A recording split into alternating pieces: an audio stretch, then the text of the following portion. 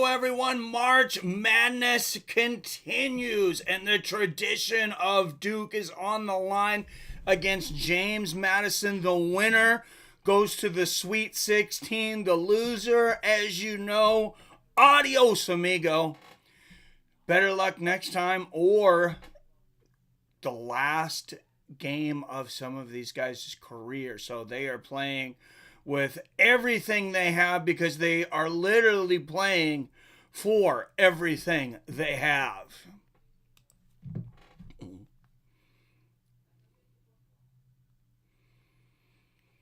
All right, starting guards. You got to watch number 0, Xavier Brown for James Madison.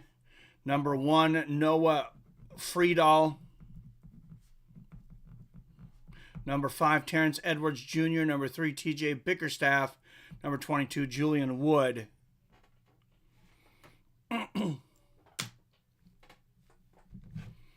All right, we are ready for tip-off.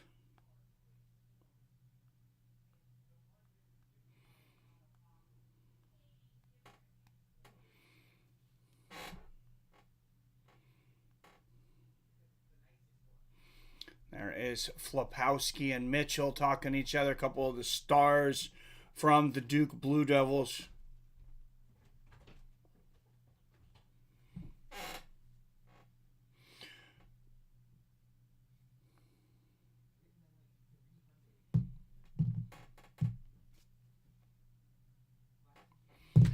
All right, and there is the tip-off from Duke, number 3. Roach tips it to Proctor. And here comes the Duke Blue Devils inside to Flapowski. And there's a three-pointer. McCain on the corner. And that's going to be the first points of the ball game for the Duke Blue Devils. And here comes James Madison. Good ball movement.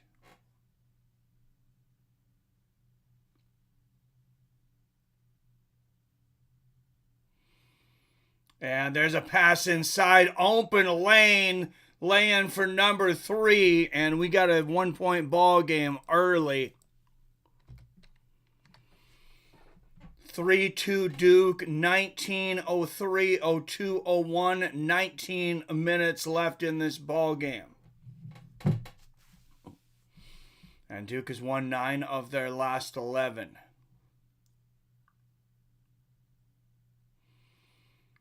And here they come underneath, a whistle on the play. They're going to give 2. On that last play, right off was Terrence Edwards Jr. He's at 6'6", 6'7", so he can see over those double teams and made an incredible pass inside there to Bickerstaff while double team. They are going to change it. Officials came together, recognized it was not a shooting foul. Mark Byington was looking around quizzically. Year number 4 as the head coach, and what a tremendous job he's done with this program. They're trying to go to the Sweet 16 for the first time. And there's the fadeaway from the outside, number 3, Roach, and that's Duke, 5-2.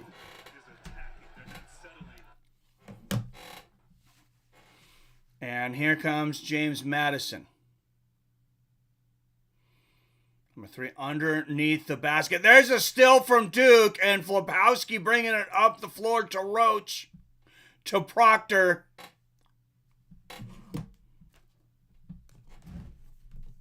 And back into Flapowski underneath the basket, and that's going to be a foul. That's 2 fouls on James Madison.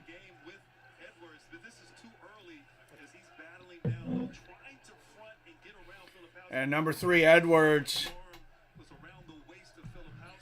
is going to have to take a seat. He's got 2 fouls in less than 2 minutes. Not a good early sign for James Madison. They get the rebound off a Duke miss here. Let's see if they can tie it up or come within 1. There's a jumper. Number 0, and he was fouled.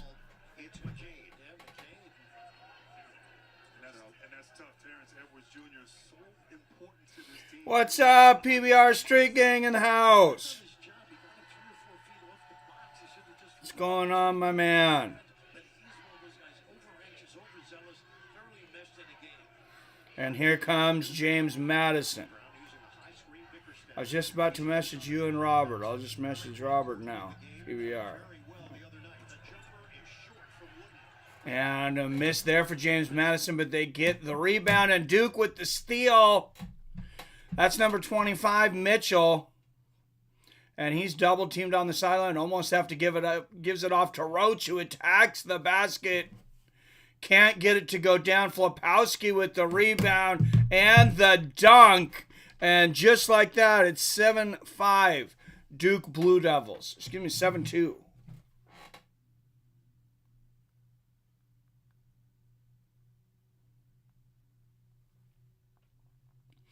I'm good. And you? Hey, I'm doing great, man. That was a fun UFC last night.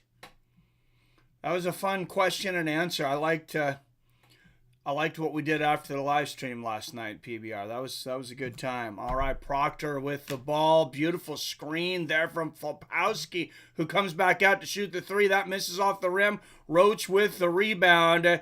And there's McCain from the outside. Excuse me, Proctor. Number 5, Proctor from the outside misses. Rebound, James Madison.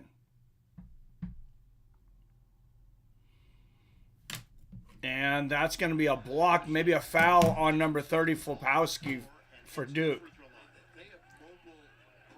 And that's going to put Bickerstaff on the line for James Madison. John Shire said he was really proud of the effort in the first round game in this tournament. You have to just quickly turn the page. Get the guys familiar with JMU. Gotta turn the page. Yes, cheers. Cheers, PBR. All right, number 3, TJ Bickerstaff at the line. He had 12 points in his last game versus Wisconsin. Hits the first of 2.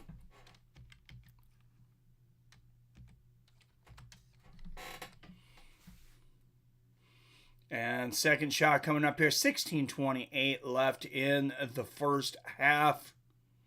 James Madison looking to bring this within a possession. And they hit the second. And it is 7-4 Duke. Duke with the ball. Possession arrow, James Madison. 2 fouls on each team.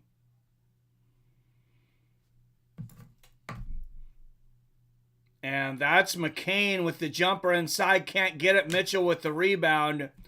And Duke players saying it went off a James Madison player. I think they did knock it out. So that's going to put 20 back on the shot clock. Duke will inbound underneath the basket. 16:10 left in the first half.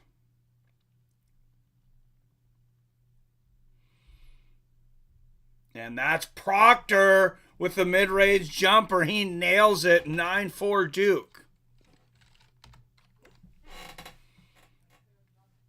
Oh, beautiful pass inside to Bickerstaff. Number 22 running the baseline. What a block from Mitchell. And Proctor comes down with the loose ball. He's going to pass it back off to Mitchell on the other side of the floor, who's blocked by 32 of James Madison. Back-to-back blocks. There's McCain from the outside, and he hits the 3, and that's Duke basketball. Quick points, short amount of time, 8-point lead for Duke. 15 points, 6 rebounds, 3 assists. The last game for McCain.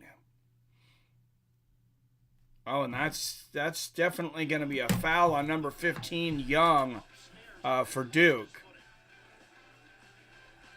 Jared McCain. The man's got 2.4 million TikTok followers, and he's got 2 threes.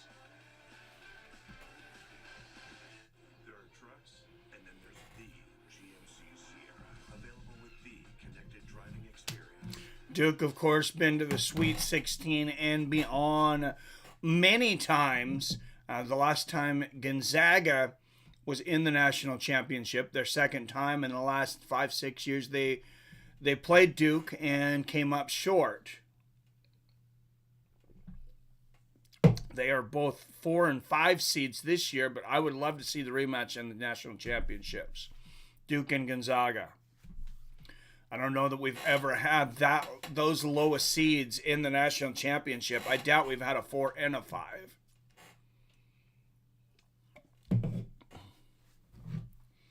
Or lower. What's up, Robert? What's good, my man? How many drinks are we on, Robert? Man, I'm sorry. The internet went out last night, Robert. I don't know if the computer is being too taxed or what. I think I did figure something out afterwards. But man, that was a fun time. The chat after the stream last night. For a while there, we had more people than we did in the chat. But that was the most viewed UFC fight night that I've had in a real long time. I think it's top 5 definitely since they went to ESPN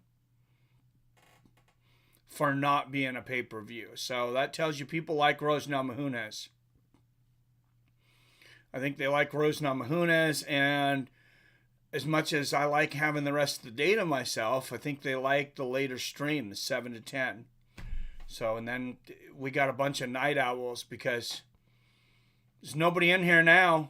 You know, it's 2:30 in the afternoon on the West Coast, 5:30 on the East Coast. But when we were streaming at 11 at night, you know, we were going past 11 at night, everybody was on.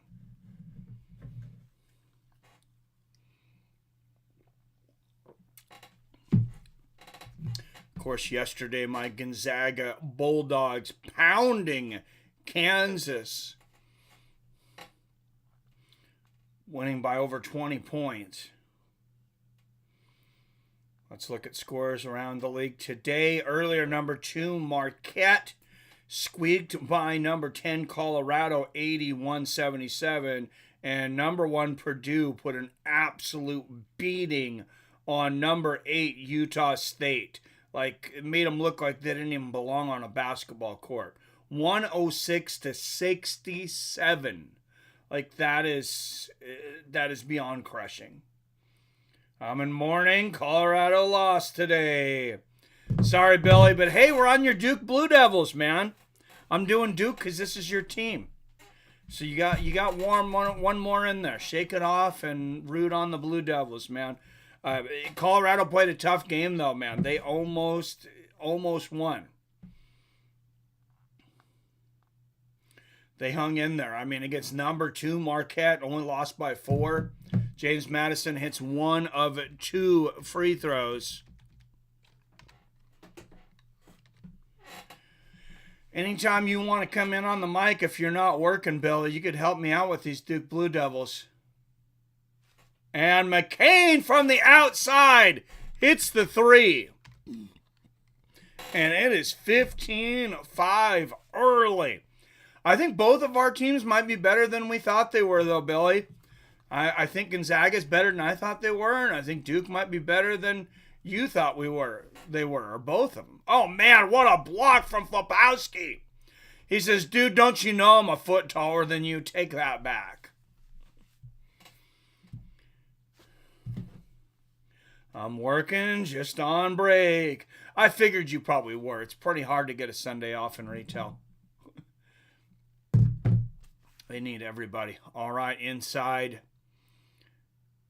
Oh, there's an maybe offensive foul on James Madison. No, nothing called. And there's another bucket for Madison. 15-7. Just 2 of 6 from the field for James Madison. 6 of 12 from the field for Duke. And there's Flopowski. Almost gives up the ball. Good attempt for a steal. Proctor is able to chase it back down. And I don't know if we had a whistle there.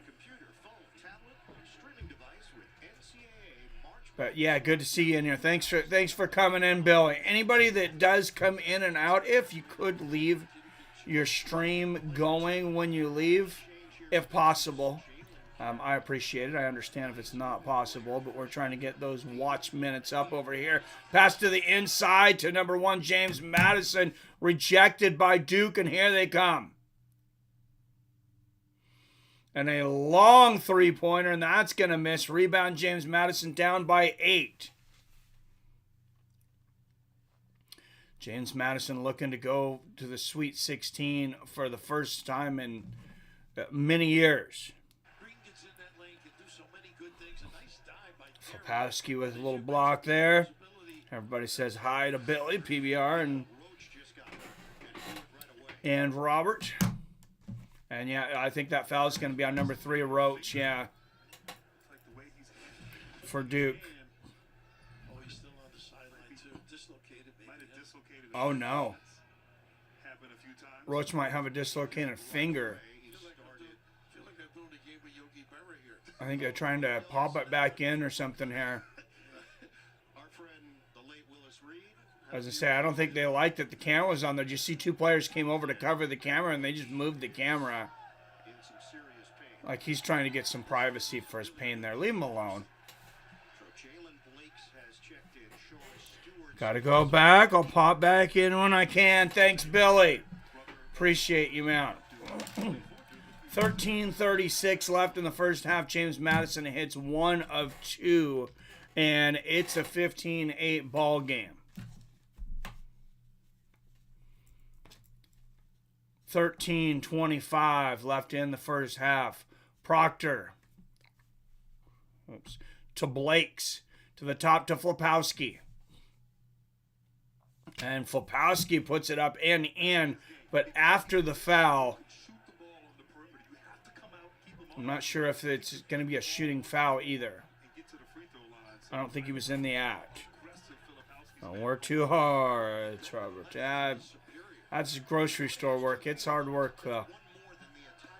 All right, Proctor will inbound for Duke. And Proctor finds Flopowski out to McCain.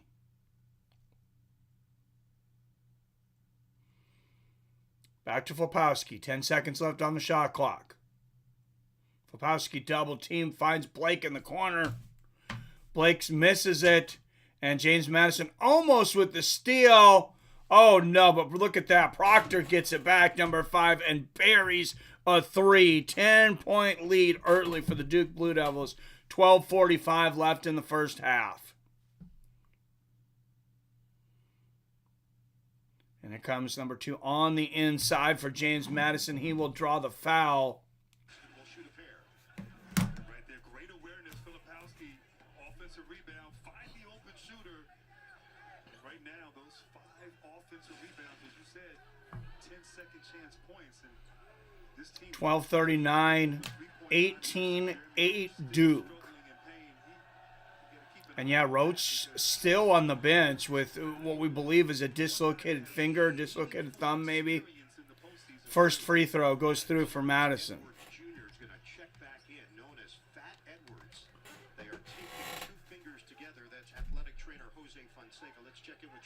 Oh man, they're taping 2 fingers together.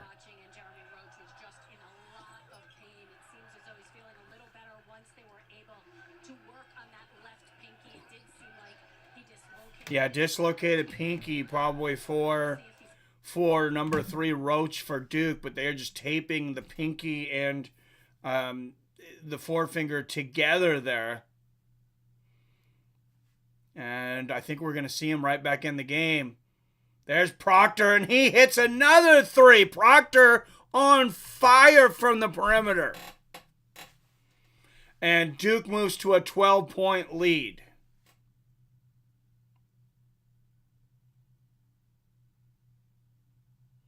The way things are going right now, you might be able to sit Roach a lot of his games if he's got a dislocated pinky. And the steal from McCain, and he hits the 3 at the other side. Proctor to McCain, back to McCain, and McCain hits the 3, 24-9. Proctor and McCain, 3-point shooting machine right there. What a sick 3 from the outside, and Duke goes up 15 points with 11:46 left in the half. Wow. Duke coming out and just out-muscling James Madison early. on fire from the perimeter. It's hard to stop a team like this. Basketball is a game of runs, though, so James Madison could just as easily go on a streak like Duke did and tie this game right back up just like that. They're gonna have to stop giving Duke these open threes, though.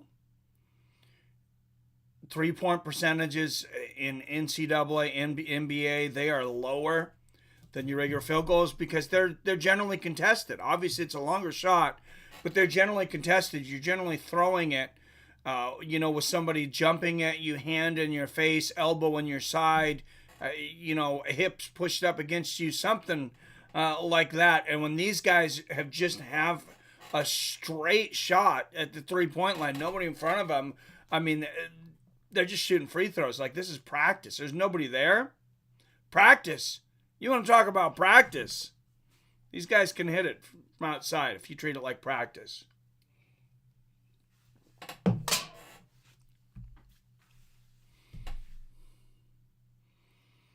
This time of year does make me miss being younger, where I can go out and play some basketball with my friends, though. We'd watch NBA or March Madness or whatever, and you might watch it like during the days, and then you would look forward to the sunny days where there were no games or the games were late because everybody was in the mood to go and play basketball. So we'd go to the park. I was almost always there anyways playing basketball, but we'd draw crowds out then, and it was always a good time. Nobody really seems to play basketball around here, though. Or leave their houses, except for to walk their dogs. It's very much a commuter community.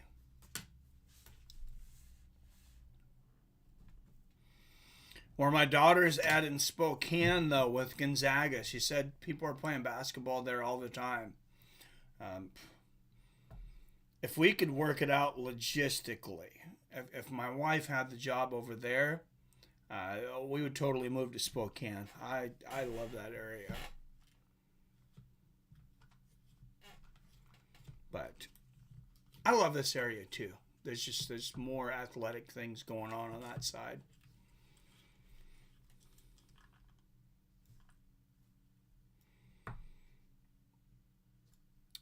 All right, Roach walking off the sideline. Oh no, he's gonna go back to the locker room. Yeah, he's still in a lot of pain. Those fingers taped together, but he doesn't want to risk his whole career on that. Oh, and what a block there. Oh, that's gonna be a foul on 13 though. That's a foul on Stewart. 13 for Duke.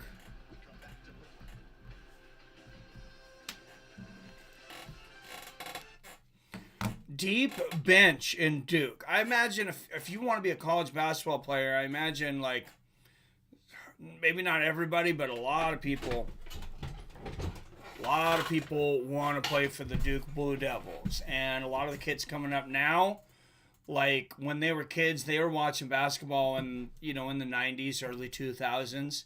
They know the Duke tradition. They maybe watched a Grant Hill or one of these guys that were later. Back in the day, it was Christian Laettner, of course. Then Grant Hill, last guy out was the big center. Starts with a Z, I think. If Billy was in here, I could remember his name. Somebody help me. Who's the big center that played for Duke? Zion. They want to be like Zion. That was the big center for Duke that went to the NBA. Zion Williamson, something like that. That's bugging me now. I got to look that up.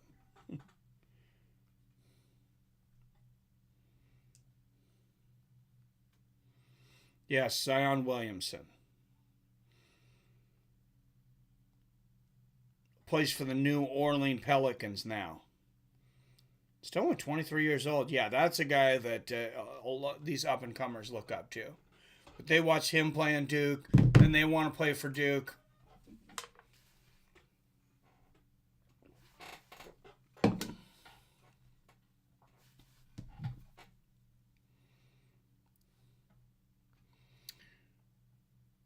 As I mentioned earlier, number 10, Colorado going down to number 2, Marquette, 81-77.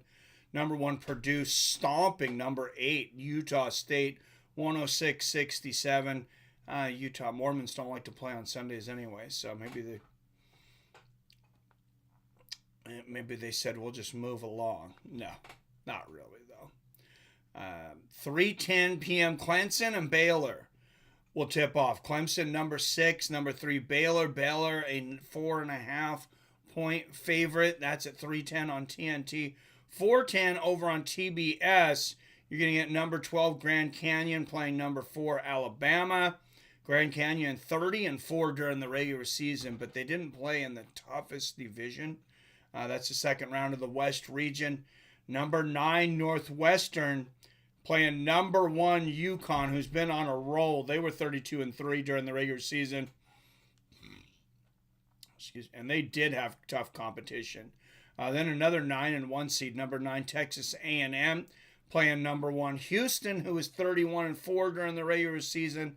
Last game tonight, start at 6:40 Pacific, 9:40 Eastern. Number 12 Yale and number 5 San Diego State. So you'll have games till just before 10 o'clock tonight. And that's a miss on the line for James Madison, first of 2.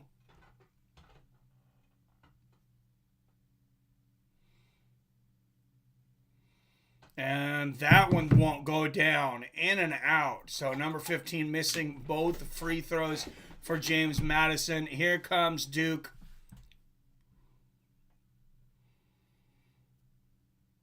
And Roach back in. You notice number 3 Roach is back in with those taped fingers. Proctor in the lane. Throws up a wild shot.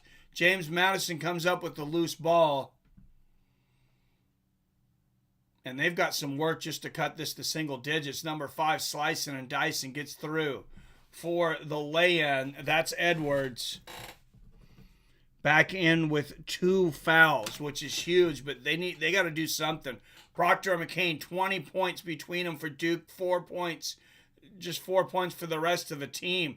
And Proctor with the ball again, and he'll pass it to McCain with 10 seconds left on the shot clock. McCain out to Roach. Roach shooting the 3. That misses. Rebound James Madison.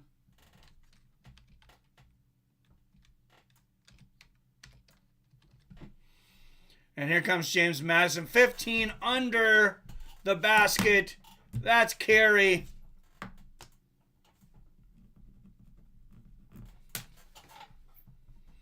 Number 15, Carey for James Madison, putting it down, and it's 24-13 Duke. Flopowski with the ball at the top of the key, 12 on the shot clock, out to Roach. And Roach shoots the jumper in and out. Rebound, James Madison. Number 15, Carey.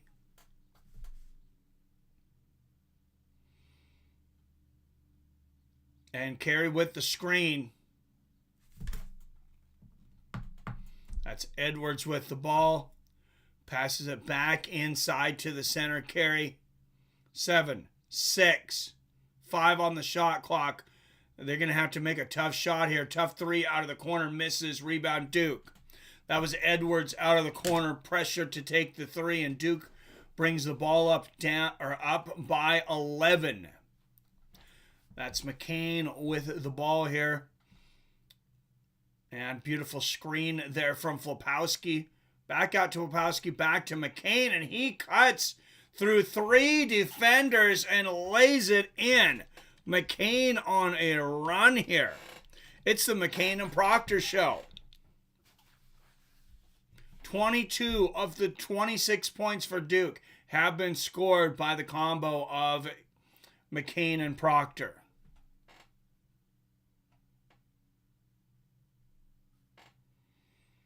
And James Madison looking to cut this lead back down. 4 seconds left on the shot clock again, though. 2 one, and they put up a jumper, misses. McCain with the rebound for Duke. And Duke looking to add to this lead. Out to Roach, back to McCain. Finds Mitchell underneath the basket. And he misses. And there's James Madison with the loose ball and the bucket. Edwards aggressively attacking the rim. And it's 26-15 Duke. 10 points in the paint for James Madison. Just 4 for Duke. They've got it done from the outside. Flapowski on the inside with the nasty dunk. And it's 28-15 Duke.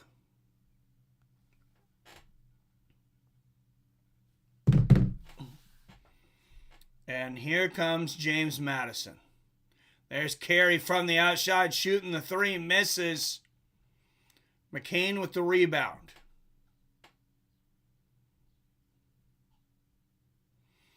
And McCain bringing it back up court. Roach calling. Oh, Roach is pointing. See, he's pointing towards the middle. He wants to get Mitchell in there. Oh, and they shoot the three. That's McCain again. Are you kidding me? 27 to 31 points between McCain and Proctor for Duke. And a quick basket on the other side for James Madison. But you can't keep matching threes with twos. Eventually you gotta think Duke's gonna cool off from the perimeter. But you can't count on that. There's Flapowski from three. And that misses.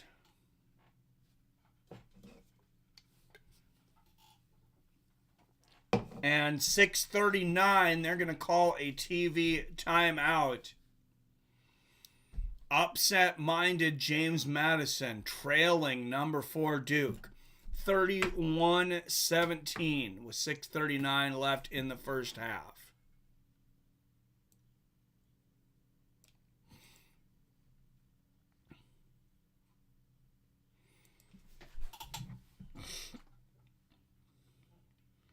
And I got to look at the bracket because I want to see when James, the winner of this game, who they are playing.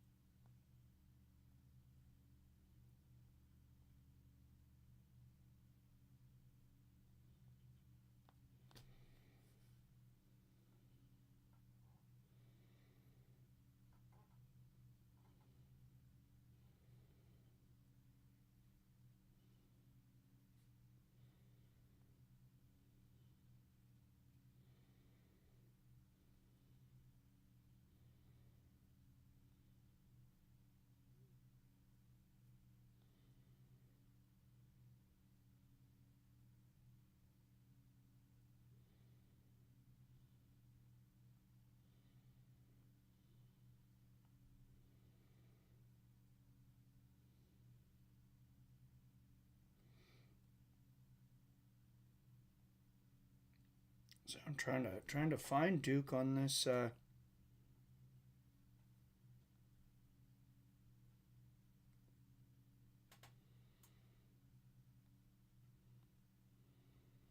because I didn't pick them to go on. I think that's what happened there. I can't find it. Anyways.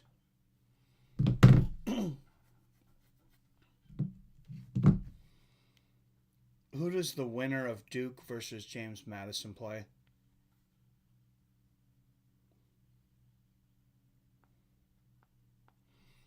Oh, that didn't work. That's right. I'm sure they will talk about it here.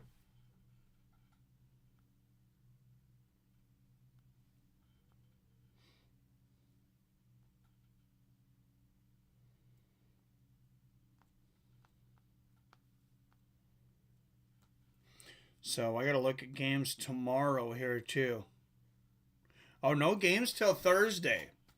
So games today, then nothing until Thursday. Monday, Tuesday, Wednesday, we have no games. Arizona has moved on. Iowa State plays Illinois. North Carolina plays to be announced. That's on Thursday. On Friday, number 5 Gonzaga will play number 1 Purdue. Number 11 North Carolina State plays number 2 Marquette. Number 3 Creighton plays number 2 Tennessee.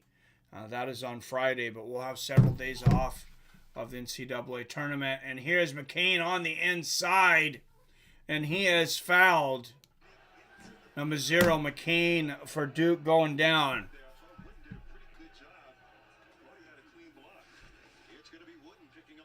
And let's watch the replay. Yeah, it wasn't the hand. It was a push with the hips. Jared McCain at the line. 17 points in the first half. In the first 13 and a half minutes of this game. That is ridiculous. I mean, he's on pace for maybe 50, and that just doesn't happen in college basketball. 33-17 Duke. That's 19 points for McCain. And the alley-oop attempt for James Madison, but Mitchell was playing that too close on the defense for Duke. And another miss, and Duke comes down with the rebound. Here comes Proctor. Proctor to Mitchell to McCain, who's been absolutely on fire. McCain drives back out to Proctor, misses the 3. But Duke getting the rebound underneath. That was number 15, Young. A lot of hands on the ball after that, and I'm not sure what direction that's going.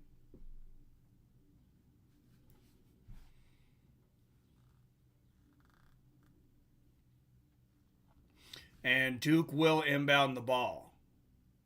That's number 3, Roach underneath, who lays it in. That dislocated pinky doesn't seem to be hurting him too bad. And here comes McCain. What a shot. That won't count, though. The whistle blew before the shot. Everything he does is for the both of them. And his dream of playing in March is now their dream. And he knows.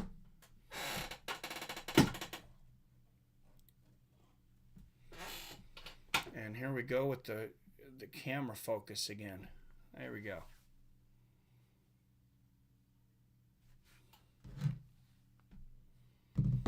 All right, 4 up in the chat. Don't forget to hit that like and share button. Thanks for all the shares this last couple of weeks. Robert over on our Facebook groups. Thank you, PBR. I know you're always liking and retweeting it on Twitter.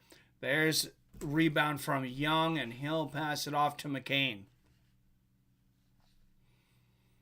Duke with an 18-point lead here. Young with the ball at the top of the perimeter. Out to McCain, who has to give it up to Roach. Almost lost the handles there. 6 on the shot clock. Roach being guarded well. He's going to attack it, get it back out to Proctor. Proctor shoots the 3. That's a miss, but a rebound from Young for Duke, and he tries to put it down. Can't get it to go down, but he draws the foul. And number 15, Young, will shoot 2.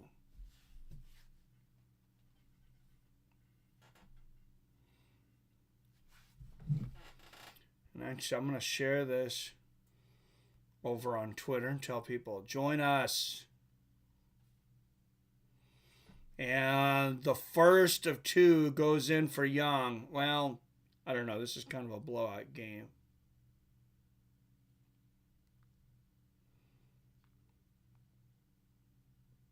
Now, we'll still do it because they might switch games if this is too far out there. But 36-17 Duke.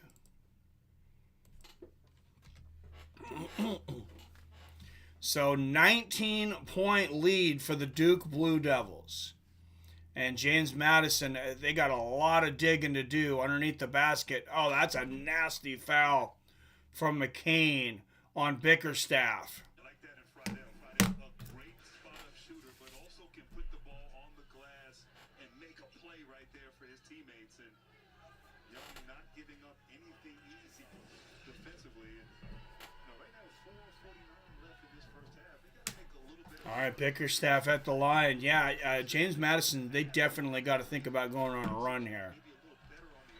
You don't want to go into the second half trailing by double digits or worse, close to 20. And he hits the first of two. That gets you halfway to Duke, and Bickerstaff will shoot the second. And 36-19 Duke will take over the ball.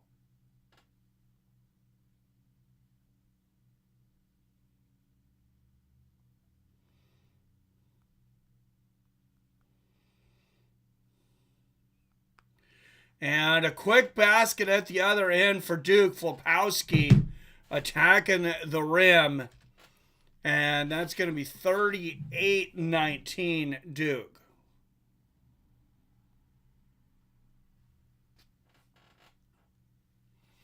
James Madison at the other end. Physical basketball from Duke, taking the ball back. Flopowski out to Roach. Back to Flopowski. Back to Roach at 20 on the shot clock. He gets it back into Flopowski. Oh, I thought he might have traveled there for a minute. Maybe not. All right. And that's going to be a timeout for James Madison.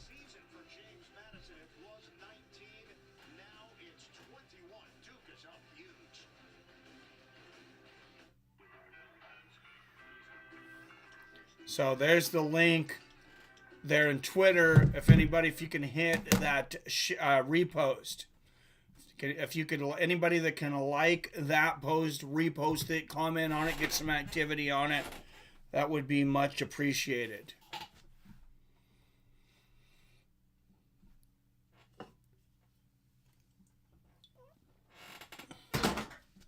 I'm going to try the Twitter Premium for a month, I think, and see how it goes. I talked to the wife. I think they're charging like $20 for it, which is why I've not done it yet. But I'll try the Twitter Premium, $20 for the month, and I'll let you guys know like how it goes, keep you up to date, like what the tools do and how it works. But 40-19 here early, as I mentioned, for Duke. They are just putting on a show. And Jeremy McCain, number 0 for Duke. I mean, he's got half their points, I think. He's got 20 points between him and Proctor.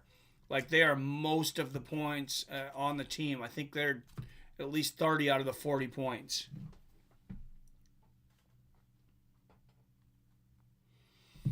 Howard says, don't work too hard, but should he drink at work? No, not really. You shouldn't drink at work, I guess.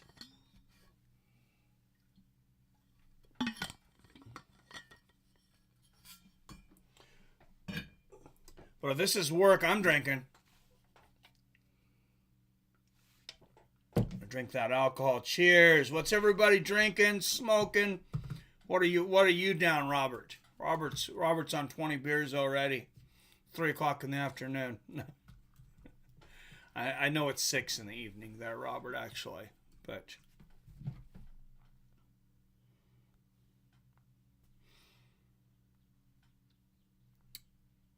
and let's look at other scores from around the league. Well, nothing tipping off for 10 minutes. Clemson and Baylor tip off at 3:10 Pacific in 10 minutes. Baylor 4.5-point favorites there. Number 6 Clemson taking on number 3 Baylor. Earlier, number 1 Purdue stomped number 8 Utah State 106-67. 81-77 for Marquette. That was a 4-point game. Colorado close to pulling off the upset there. I know Mr. Billy Hughes was not excited about that Colorado's out, but he still got his Duke in, who's 7 for 14 from the 3-point line today. That's ridiculous. I work on getting drunk. I think you deserve a raise, Robert. I think, when's your next performance review?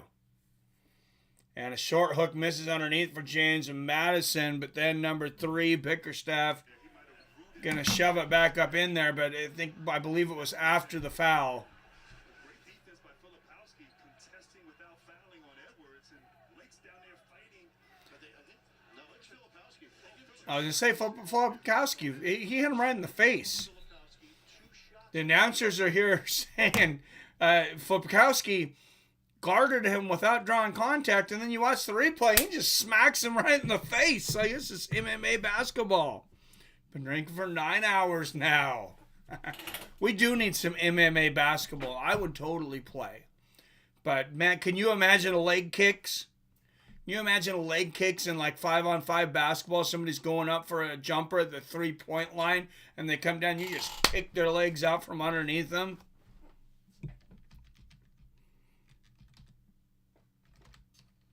Be like basket brawl. Well, what was that game on the NES? It was in the NES and it was in arcades. I don't think it was called Basket Brawl. Arch Rivals. And you just beat the crap out of each other while you play basketball. Mitchell with the nasty dunk up the middle. Number 25, Mitchell shoves it down their throats. 42-20.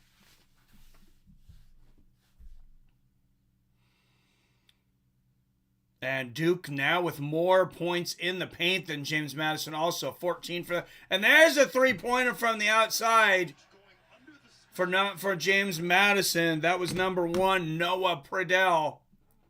42-23 Duke. Oh, but they're going to get it to the basket early and draw a foul.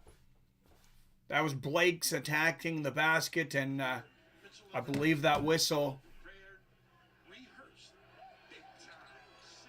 is going to be on James Madison. I think they're a different team when he's in that mental frame of mind. I agree, and historically, first of all, Duke, when you trap them, they don't try to beat the press to set up. They beat the press to score. You saw it on that play. You saw it even on this last. And Blake's hits the first of 2 free throws for Duke.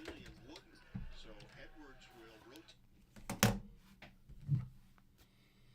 Just hope I never have to visit HR. And there's the second of 2. He hits them both. 44-23. Duke Blue Devils, 2:50 left in the first half. They're putting on an absolute beating right now. And there's another 3-point shot from Pradell. He misses. Duke with the rebound. That's McCain off to Proctor. And Proctor will bring it up the court. Back to McCain. Remember, Roach has that dislocated pinky. Oh, man. And there's another one for McCain. He is just unconscious today. 47-23 Duke. McCain with 22 points. The entire team of James Madison with 23. That's ridiculous. And Bickerstaff misses the fadeaway here for James Madison. Duke with the rebound, looking to add insult to injury. 1:55 left in the first half. Proctor bringing the ball up. 15 on the shot clock. Number 6, Clemson. Number 3, Baylor. Tip off in 5 minutes over on TNT. And McCain on the outside finds Young on the inside. 1 on the shot clock. Proctor takes it, misses the 3-pointer. Rebound. James Madison. That's Noah Pradell, number 0, outside to Bickerstaff.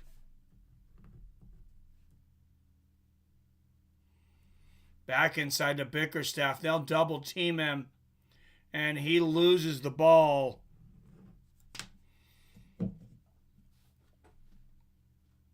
He got a little cocky there.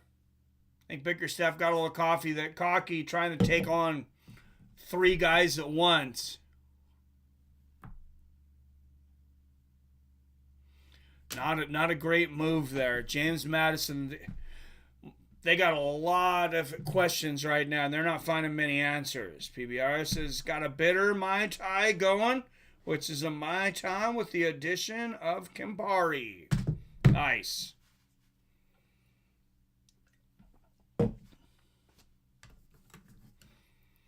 I don't know if I've ever had a Mai Tai. I don't know if I'm a Mai Tai type of guy, but maybe I'll try one when we're in Vegas.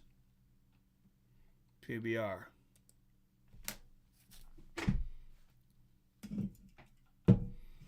Cannot wait. All right, 1 minute and 6 seconds to the half. Jared McCain, 6 3-pointers today. That's a Duke tournament freshman record, passing J.J. Redick. Man, what a special talent right there. 6 for 6 from 3 today for Jeremy McCain. That's worth repeating. 1 minute left in this first half. Duke in absolute control over number 12, James Madison. And here comes Proctor. 5 on the shot clock, and he gets it stripped. Here comes James Madison. The pass to Preto, and he kisses it off the glass. 25 points for James Madison.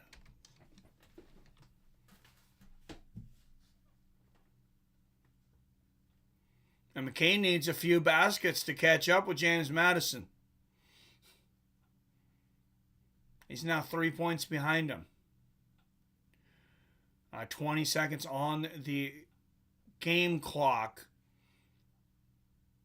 About 8 seconds will be left on the shot clock. If McCain makes this and he misses, rebound James Madison, and they throw it too hard out of bounds. Looks like that's going to go back to Duke with 8.5 seconds left. And Mitchell to Proctor, they're going to try and hit one more. And he tries to pass it to McCain off of the hands of a James Madison player, I believe. 1.7 seconds on the clock. Duke's going to try to get a quick catch and release here. Proctor's patching in. James Madison switching some players out, I believe, for defensive purposes here. And here's the inbound from Proctor. And it's McCain that gets it. He shoots the 3 and misses. So that's his first miss, I believe, from 3. So 6 of 7 for the half from 3-point from McCain. And Duke leads James Madison 47-25 at the half. That is a ridiculous score. We might switch over to the other game here, I think, then. Number 6, Clemson. Number 3, Baylor tips off in just a couple of minutes over on TNT.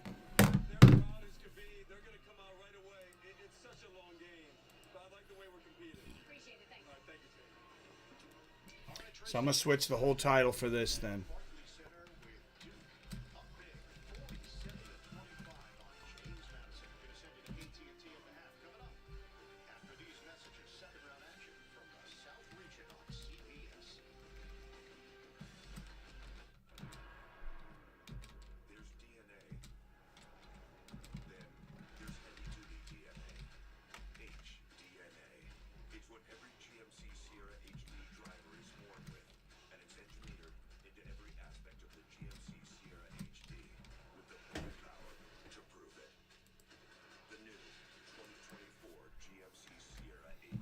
All right, guys, we're going to switch over to Clemson Baylor. They're tipping off any moment here.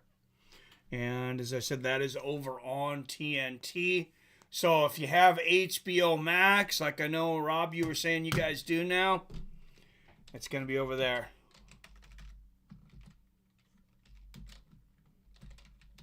Because we're giving up on James Madison.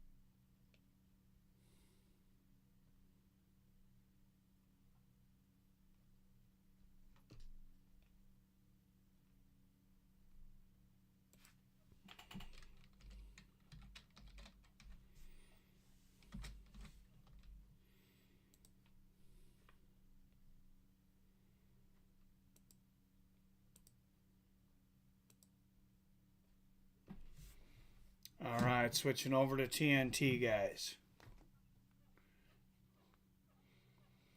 Sounds yummy, PBR. That does sound delicious. Give me a Mai Tai. They do have some good bourbon down there. I started drinking seltzer first, though. What do they say? Or I just call it beer. Beer before liquor, never been sicker. So I guess I'm out on the bourbon today, I think. Sunday, though, would have been a good day for a glass of bourbon.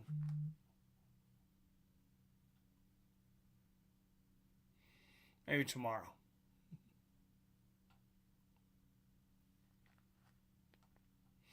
What's your favorite bourbon, PBR? What's a good bourbon? Or Robert? What's a nice bourbon? And I like smoky bourbons.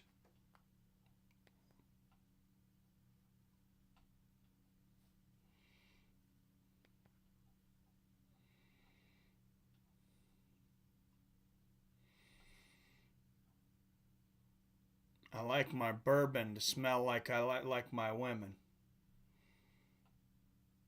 Like liquor and smoke. All right, Clemson with the ball. Clemson, Baylor 0-0, 18:30 left in the first half. And there's Clemson from the outside with the 3. That was quick.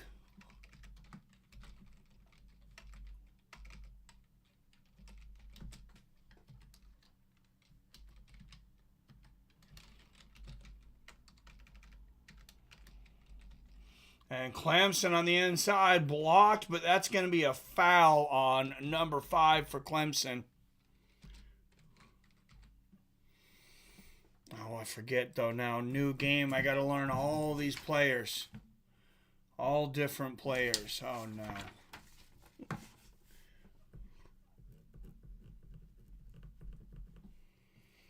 And there's a 3-point for the outside for Baylor, and that's a tie ball game.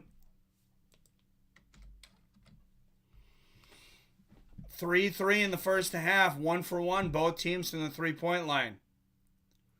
And Clemson passing inside to number 24. I like that bright orange of Clemson. I realize that's probably not everybody's favorite color, but I love it. All right, Baylor, only team to be 3-seeded or better in each of last 4 NCAA tournaments, the Baylor Bears. That's quite an accomplishment. And Clemson on the inside looking to, Baylor with the charge. I believe that's an offensive foul. 24 Hall for Clemson down.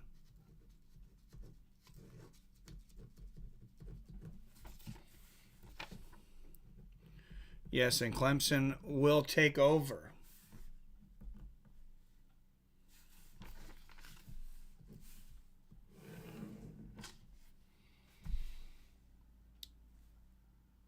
On the shot clock. Look at the block from 21. Ford trying to put it down. But Baylor coming back saying, I'll take that out of my house.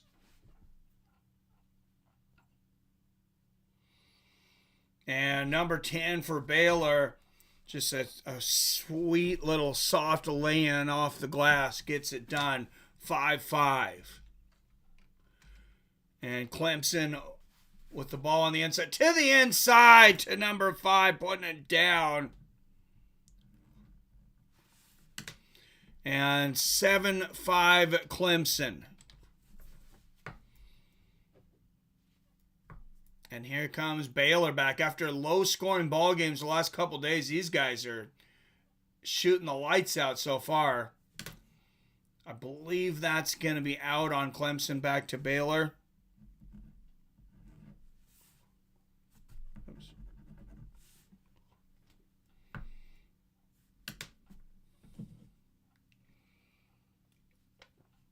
All right, and here comes Clemson. 3 assists for them early in the first 4 minutes.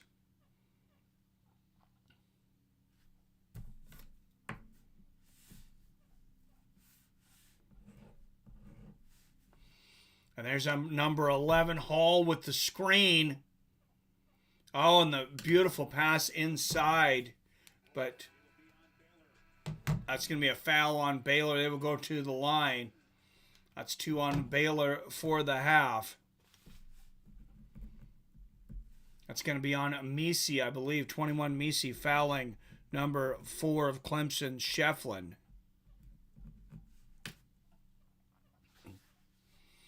Two-point ball game here early.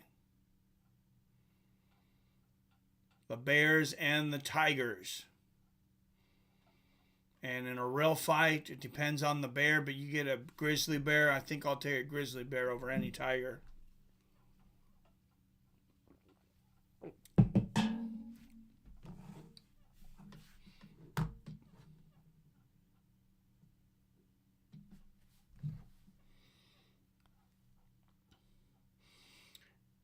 Duke and James Madison still not to the half. 40-19 over there at 3:41. No, that's got to be. That needs updated. Their halftime. 47-25 Duke. Okay.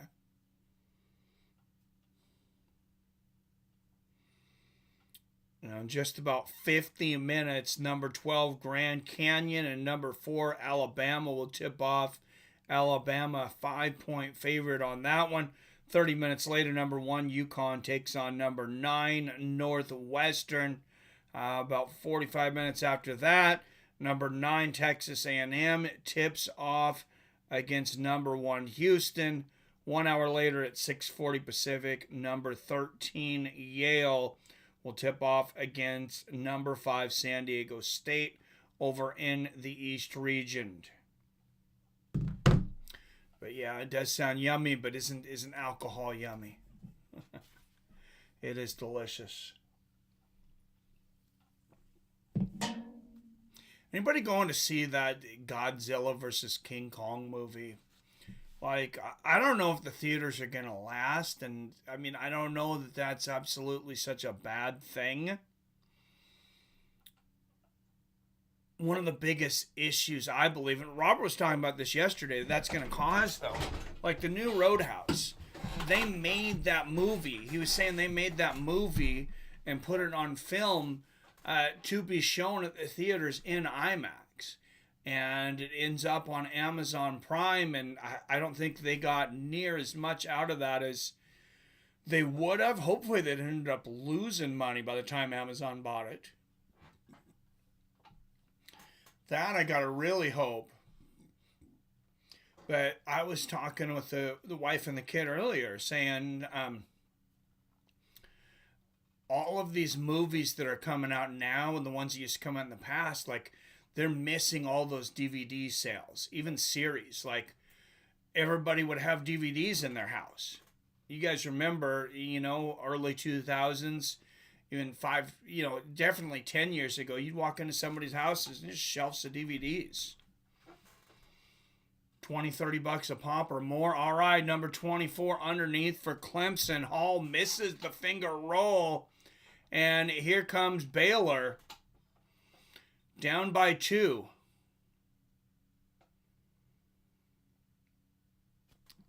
And passing along the perimeter. That's a 3-point shot from 4. He misses badly. That was Shefflin for Clemson. Or excuse me, for Baylor.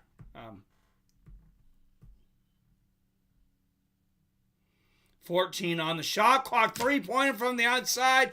That's NBA range. And he drains it.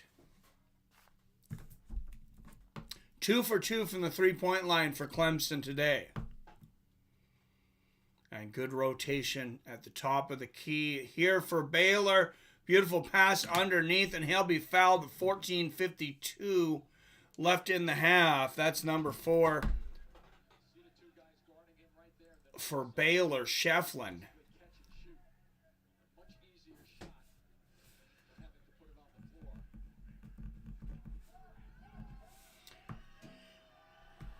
All right, Walter at the line for Baylor hits the first.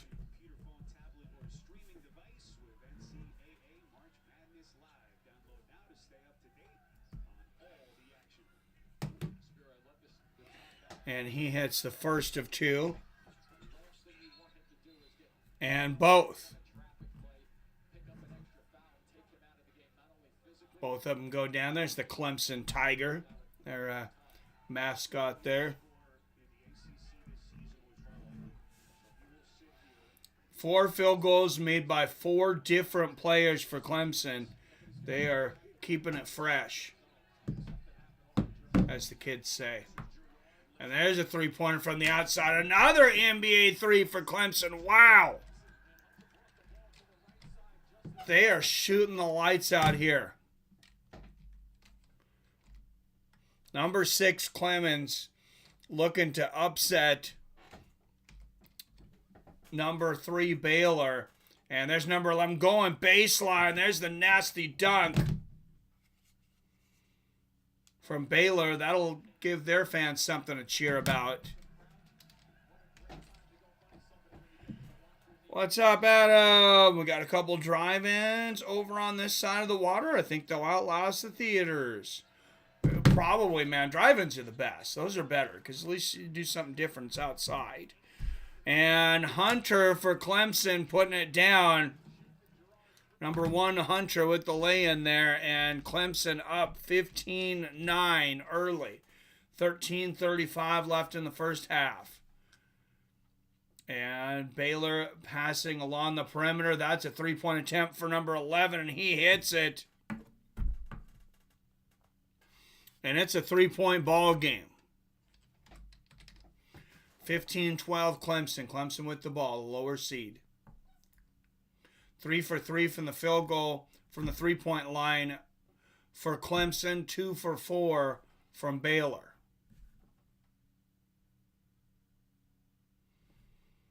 And aggressive D here for Clemson. 4 on the shot clock. 3, 2. They're going to have to take the 3 and in and out. But there's the rebound for Clemson. And number 10 puts it down. 17-12 Clemson. Still very early.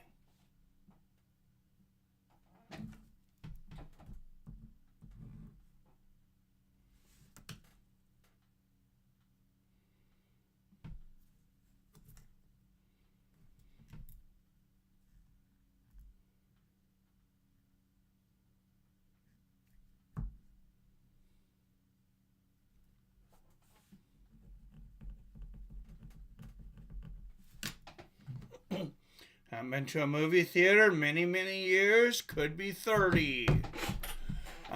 We went to go see the new Avatar, The Way of the Water, because I thought that should probably be watched in IMAX. And before that, it was probably a good 5 years. Oh, no, we went and seen Enter the Dragon, too, when it was back in the theaters. And 33 for Clemson, putting it down. Looks like number 33, Joseph. Or, excuse me, for Baylor. And it is, still 17-12.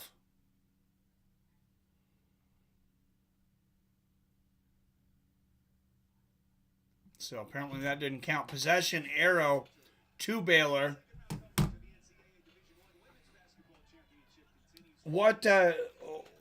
What movie theater do you go to? You go to the Oak Harbor one, the Blue Fox, Adam?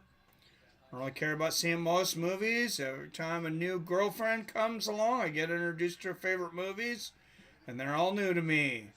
And a quick basket there from Clemson, bringing it back to a 3-point lead. 8 points in the paint for Clemson.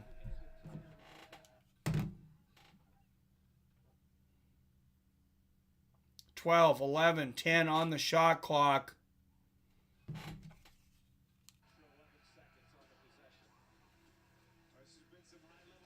And I believe that's going to be a turnover on Clemson. 3-point ball game here. Rodeo Drive-In. Where's that at? I didn't know if there was more than one drive-in theater in Washington, honestly. I know Ark Harbor is an hour to an hour and a half from us, the Blue Fox. I can tell you here. It depends on when you make the trip. Of course, when they have movies, it takes a lot longer to get there because they pack that place in. They actually do really well. Oh yeah, it's only 34 miles away, but it's an hour and a half drive because if you don't take the ferry.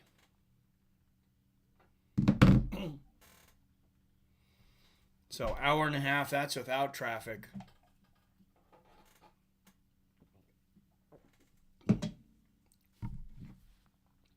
Between Belfair and Sunny Slope, where I grew up. Nice. You've lived your whole life in Washington then, Adam. Nice. I've lived here my whole life except for, as I mentioned before, a year and 9 months. I ended up in California. Went down there for work, came back with a wife, and we've been in Washington ever since.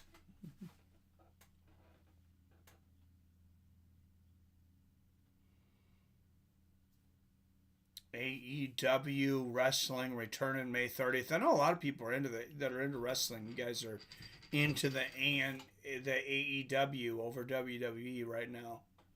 That's anytime you get competition against these big organizations, big companies, monopolies, I like it. So more competition for WWE, more competition for the UFC.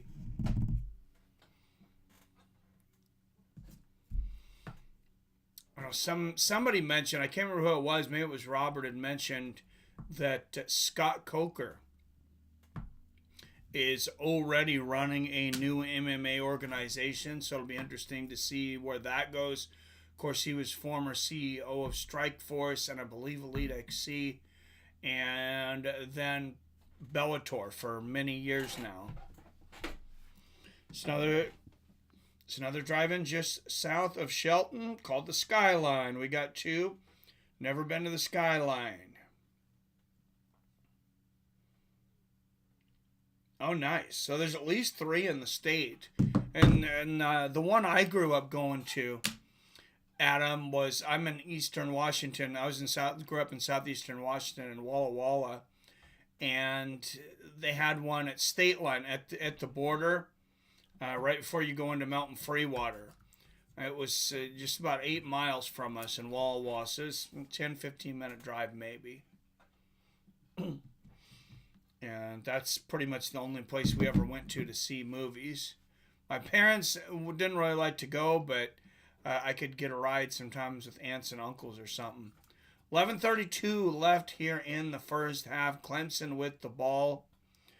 They did take me to see Rumble in the Bronx with Jackie Chan, though, because I might have begged a little bit. All right, Clemson with the ball up by 3. 3-pointer from the corner. That's number 5. Hits it. 2014 Clemson Orange.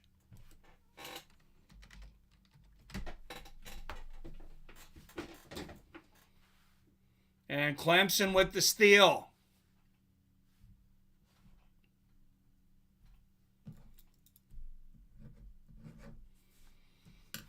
And here they come.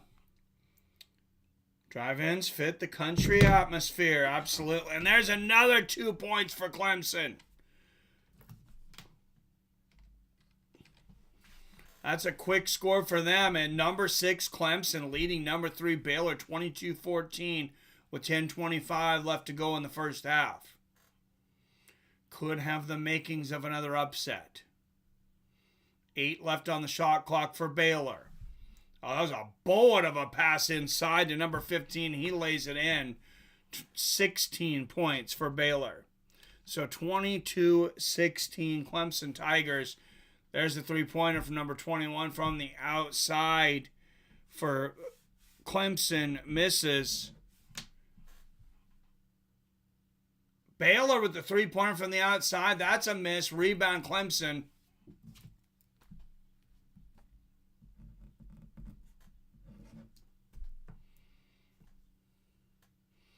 Clemson with a deep bench. I'm having a hard time keeping track of all their players.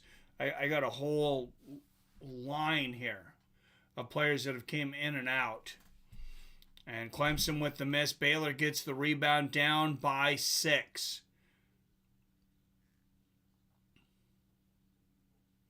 And 33 at the hook shot in the lane, misses.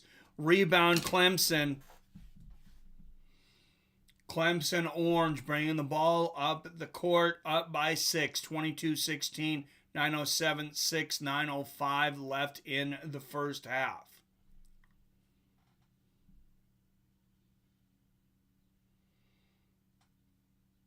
And another three-point shot in and out. Rebound Baylor.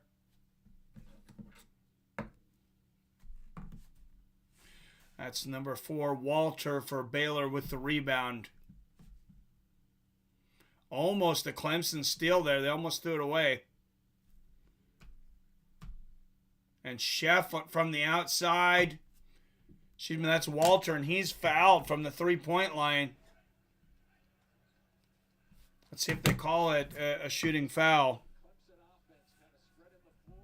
Watch the corner. Nobody from Baylor recognizes he goes to the corner. Wide open shot. And then watch Hall catch this ball, Spiro.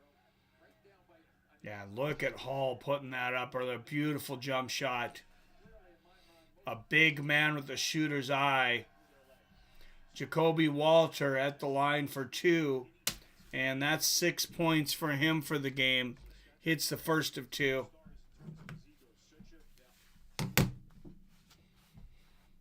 They were looking to put in a second. As I mentioned, these are the last NCAA tournament games until Thursday. And Walter, there's 2. And, of course, he will shoot 3 because they fouled him on a three-pointer. If he hits this one, it'll bring Baylor within 4. Within 3. And he misses. They will stay within 4. Clemson with the ball up 22-18, 8:28, 27, 26, 8:25 left in the first half. Good ball movement here for Clemson. Started the game with 3 out of 3 from the three-point line, 1 of 5 cents, 8 on the shot clock. And there's a pass to Shefflin on the inside. The center kisses the glass, won't go down, but he's fouled with just 2 seconds on the shot clock.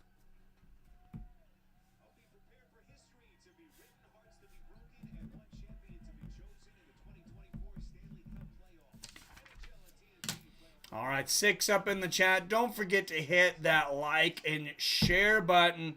Duke and James Madison back underway. 53-29 Duke with 16:50 left in that game. That's why we left that game for this one.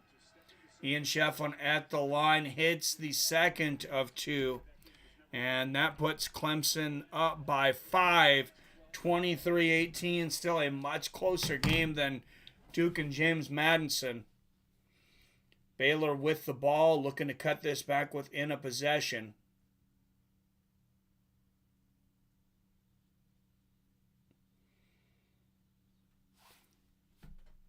And is that going to be a travel?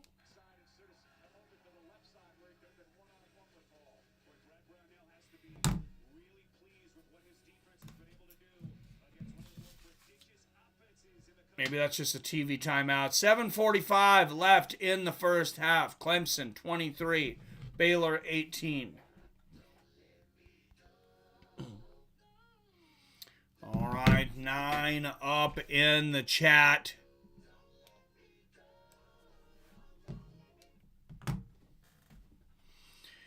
And a 5-point game here between Clemson and Baylor. Number 6 seed, number 3 seed.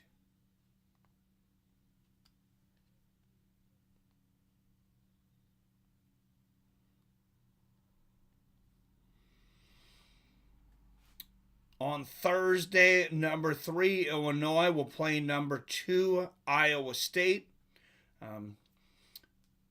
Place and time to be determined, but ISU Iowa State University, 2.5-point favorite on that game. Then number 2, Arizona, will also play on Thursday. That team is to be determined. Number 1, North Carolina, also playing on Thursday against to be determined. One more game in the East region of the Sweet 16 on Thursday, still to be determined. Then we're going to move on to Friday, which starts Friday morning. Number 5, Gonzaga, will take on number 1, Purdue. That is a tough challenge for Gonzaga in the Sweet 16. Purdue just crushed Utah. Number 11, North Carolina State, will take on number 2, Marquette on Friday. Number 3, Creighton takes on number 2, Tennessee. Tennessee, 2.5-point favorites on Friday. And then the last game on Friday is still to be determined in the South region. So, Sweet 16, 4 games on Thursday, 4 games on Friday. And by the end of the day on Friday, we will be down to the Elite 8. So just like that, the tournament moves quickly.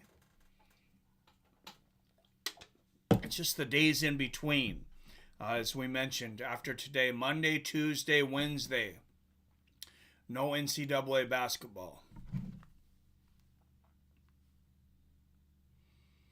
Nothing until Friday the 29th. That'll give me a chance to work on some content I've been wanting to do on Fights with Friends and some projects that need done here at the house. It's been nice, and I could be outside mowing the lawn, but I'm in here streaming, grinding for those minutes. So, like I said, if you do have to leave the room and you have a tablet or phone or computer running, those of you that keep it running, I really appreciate it. And here's Brad Brownell, head coach for the Clemson Tigers. Brad Brownell, year 14 at the helm of this Clemson program, 7th NCAA appearance. To get them back to the Sweet 16 for the first time since 18. Drew, I think simply stated. All right. Here comes Clemson.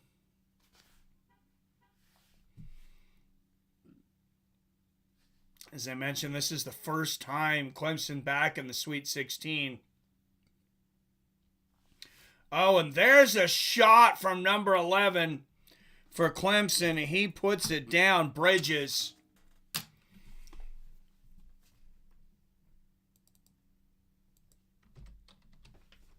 (25-18) Clemson, 7-point lead for them. Baylor with the ball. 12 on the shot clock. They've been having a hard time just penetrating the defense of Clemson today. Clemson's done a great job defensively. 3 on the shot clock. 2, 1, and he's got to let this one loose. Misses. Clemson with the rebound, looking to take this lead to double digits.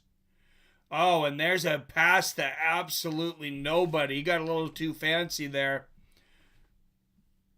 That's a Clemson turnover. In terms of the one dribble, that one big dribble separates him from the defender. Even if the defender is close to him, that one dribble is extending and All right, Baylor with a chance to cut this to 5 or 4 with the 3 here. 2 turnovers on the day for Clemson, 4 for Baylor. And there's Baylor on the inside. He'll throw it up as he's fouled. Not sure if that's going to be a shooting foul or not. Yes, it will. He'll go to the line. The big games coming down the stretch in Pittsburgh over the past 3 days. What do these two teams have in store? So 2 overtime games recently this week. An overtime and a double overtime game. Baylor, that's Dennis the third, number 10, hits the first of 2.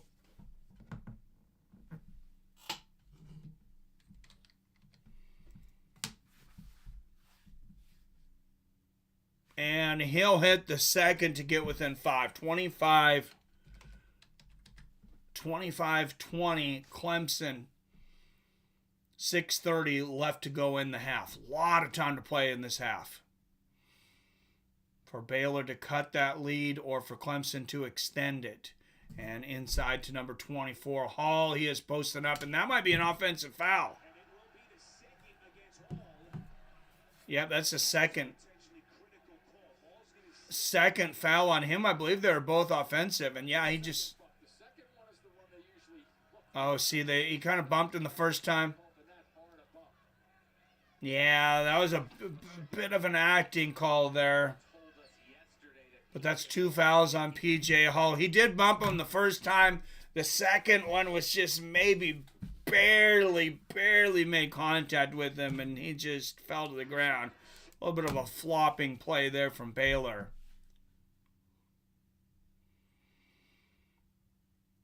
All right, and here comes Baylor. That's the 3 ball. And he misses. Rebound from the outside. He's going to shoot it again and miss again. Get his own rebound. That was Dennis on both, number 10, on both those 3-point shots. 21 in the lane. Misses the lay-in for Baylor. And here comes the Clemson Tigers up by 5. There's a steal. And a quick jam at the other end. That's number 21 jamming it down for Baylor. And it's a 3-point ball game. 25-22. 5-12, 11, 5-10 left in the first half. There's a 3-point shot from the outside. Number 11 misses for Clemson. Baylor with the rebound and a chance to tie this ball game.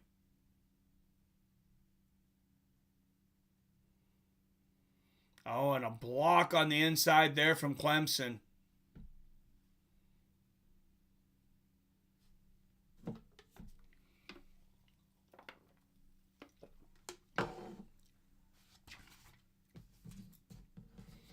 That was a beautiful dunk on the other end there a moment ago from number 21 for Clemson. All right, Clemson now with the ball up by 3.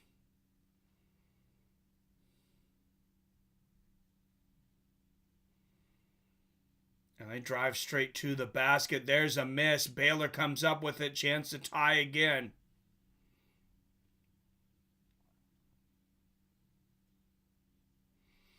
Oh, and that's going to be a charging foul on number 21, I believe. Or was he stopped there? There you go, Mike. I left your stream on my phone this entire time. My work locker. Thank you, Billy. Much appreciated, man. And hey, we're in double digits because there's no games on until Thursday. These are the last games till Thursday. So enjoy. 25-22, 4:25 left in the first half. Clemson leading Baylor, and Shefflin will have to sit down with 2 fouls. And they missed the second, but Baylor's able to come up with the rebound here. 4:15 left in the first half. Baylor with the ball down by 3. Oh, number 2 almost loses it. There's a pass inside. 21, no foul. A lot of contact, but Clemson with the rebound. 4 minutes left in the first half. Clemson looking to extend the lead here. There's a 3-pointer from the outside. It is good. That's number 1, Hunter, for Clemson, and he puts them back up by 6. Big shot. Big shot there. Excuse me, number 5, Clark. Was that? And there's a steal for Clemson. Baylor's got to keep a hold of the ball here. And a foul. Number 11, Girard, going down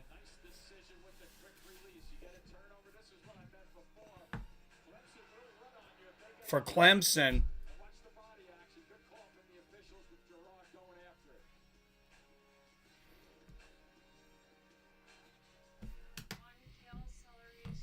Well, thank you for that, Billy. I appreciate it. And I appreciate everybody hanging out here for basketball games. 28-22 Clemson. With about 5 minutes left in this half, we'll take a look over at that game, that Duke-James Madison game. Duke just putting on a clinic, 61-38 with 12:28 in that game. That's just a beating. And 25 minutes from tip-off, number 12 Grand Canyon against number 4 Alabama. 35 minutes after that, number 9 Northwestern tips off against number 1 UConn, who are 13.5-point favorites.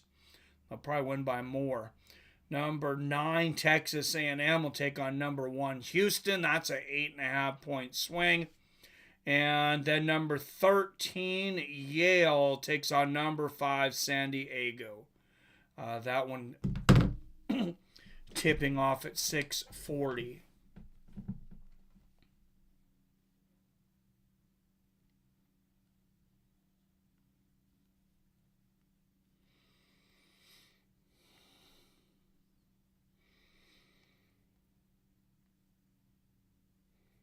And I might take a trip down to the casino after this.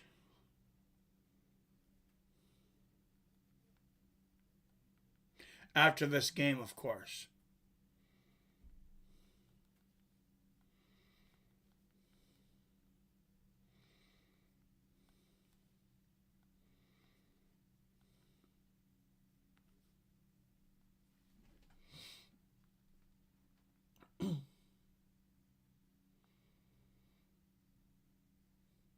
All right, 8 up in the chat. Don't forget to like and share this.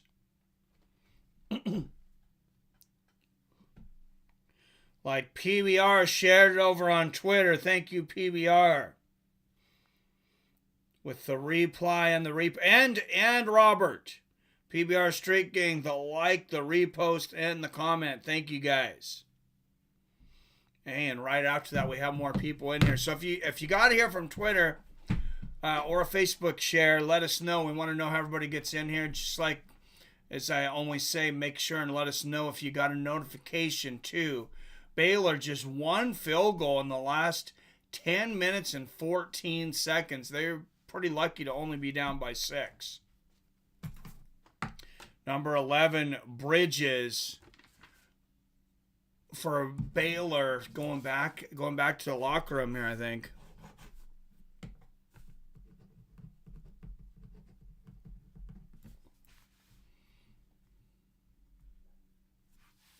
$33 loaner will come in for him. We got a loaner. Got a loaner player. He's not a permanent player, he's just a loaner. All right, number 11, Gerard for Clemson, hitting the first.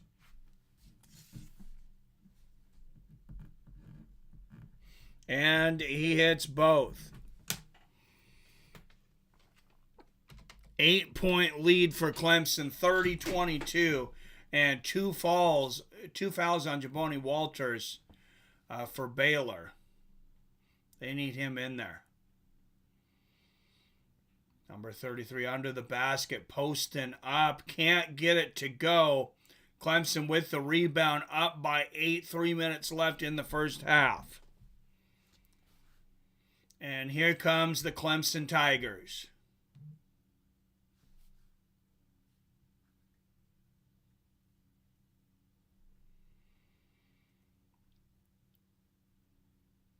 Eight on the shot clock. Oh, and look at that block by number 15 for Baylor.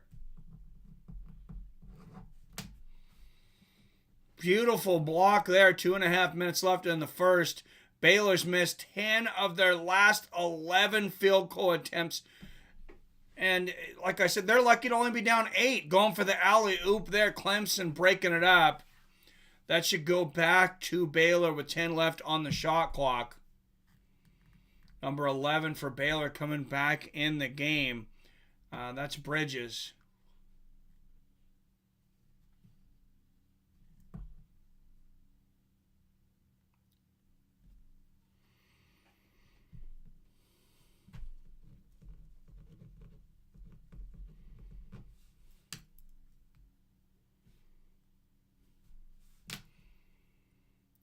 right, and there's a shot for Baylor. Hits the rim to reset the shot clock, but Clemson gets the rebound. 2-minute warning. 158, 57, 56, 155 left in the first half. Clemson with the ball up by 8, 30-22. Here in the second round in the West, and 21 with the dunk for Clemson. That's number 21, Wiggins, and Clemson on a 7-0 run, and they are up by 10. And another turnover for Baylor. 7 turnovers for Baylor, just 4 for the Clemson Tigers. And 1:14, 13, 12 left in this first half. 10 seconds on the shot clock for the Tigers. There's a steal from Baylor, and they desperately needed that. They're going to shoot the 3. And that's Walter from the outside for Baylor. Puts it down. That gives the Baylor side something to cheer about. 32-25, Clemson.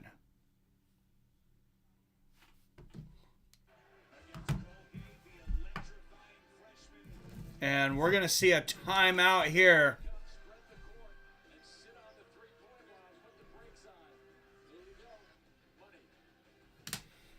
7-point game for Clemson.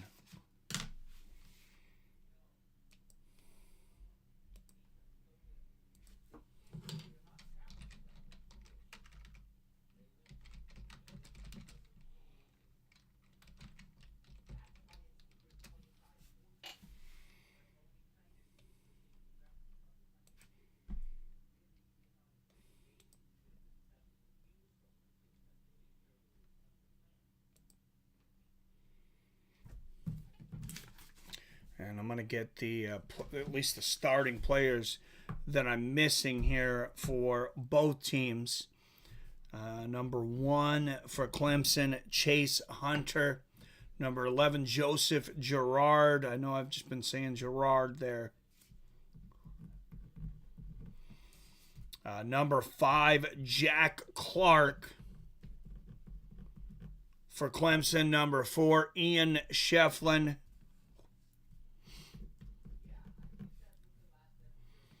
Number 24, P.J. Hall. Number 21, Chauncey Wiggins. Or Chauncey. Number 10, R.J. Godfrey.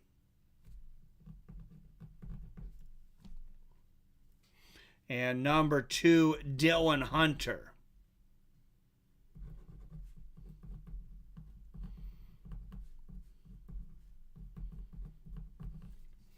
So I think we got them all for Clemson.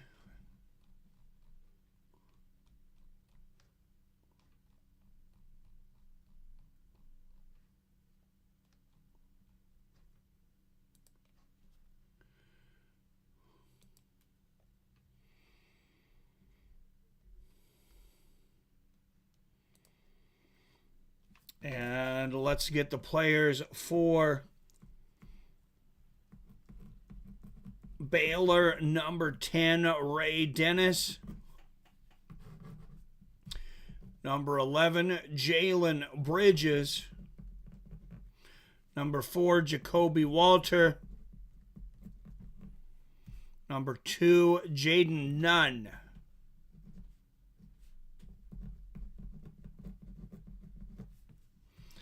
Number 21,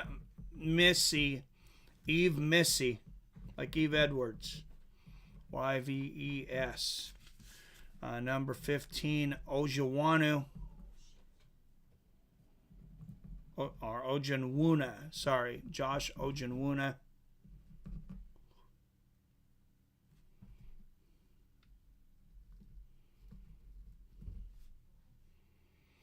Number 33, Caleb Lohner.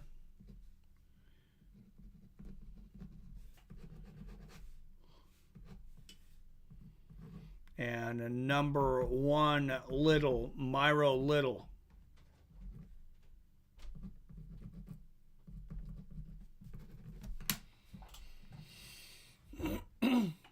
33 seconds left in this half. 32-25 Clemson. They're going to call a TV timeout here. Or somebody called a timeout.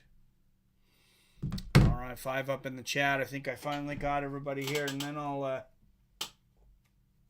try and write it legibly. And then I got all the players right for the second half. And depending on who goes on, maybe I won't have to do it again.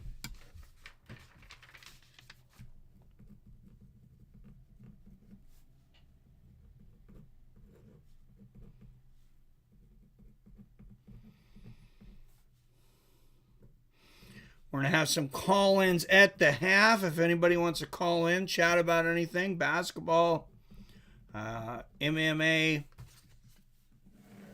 anything you guys want to talk about. We'll have some call-ins. 32.4 seconds left. They're going to put a little bit of time back on the clock. 33 seconds left in the first half.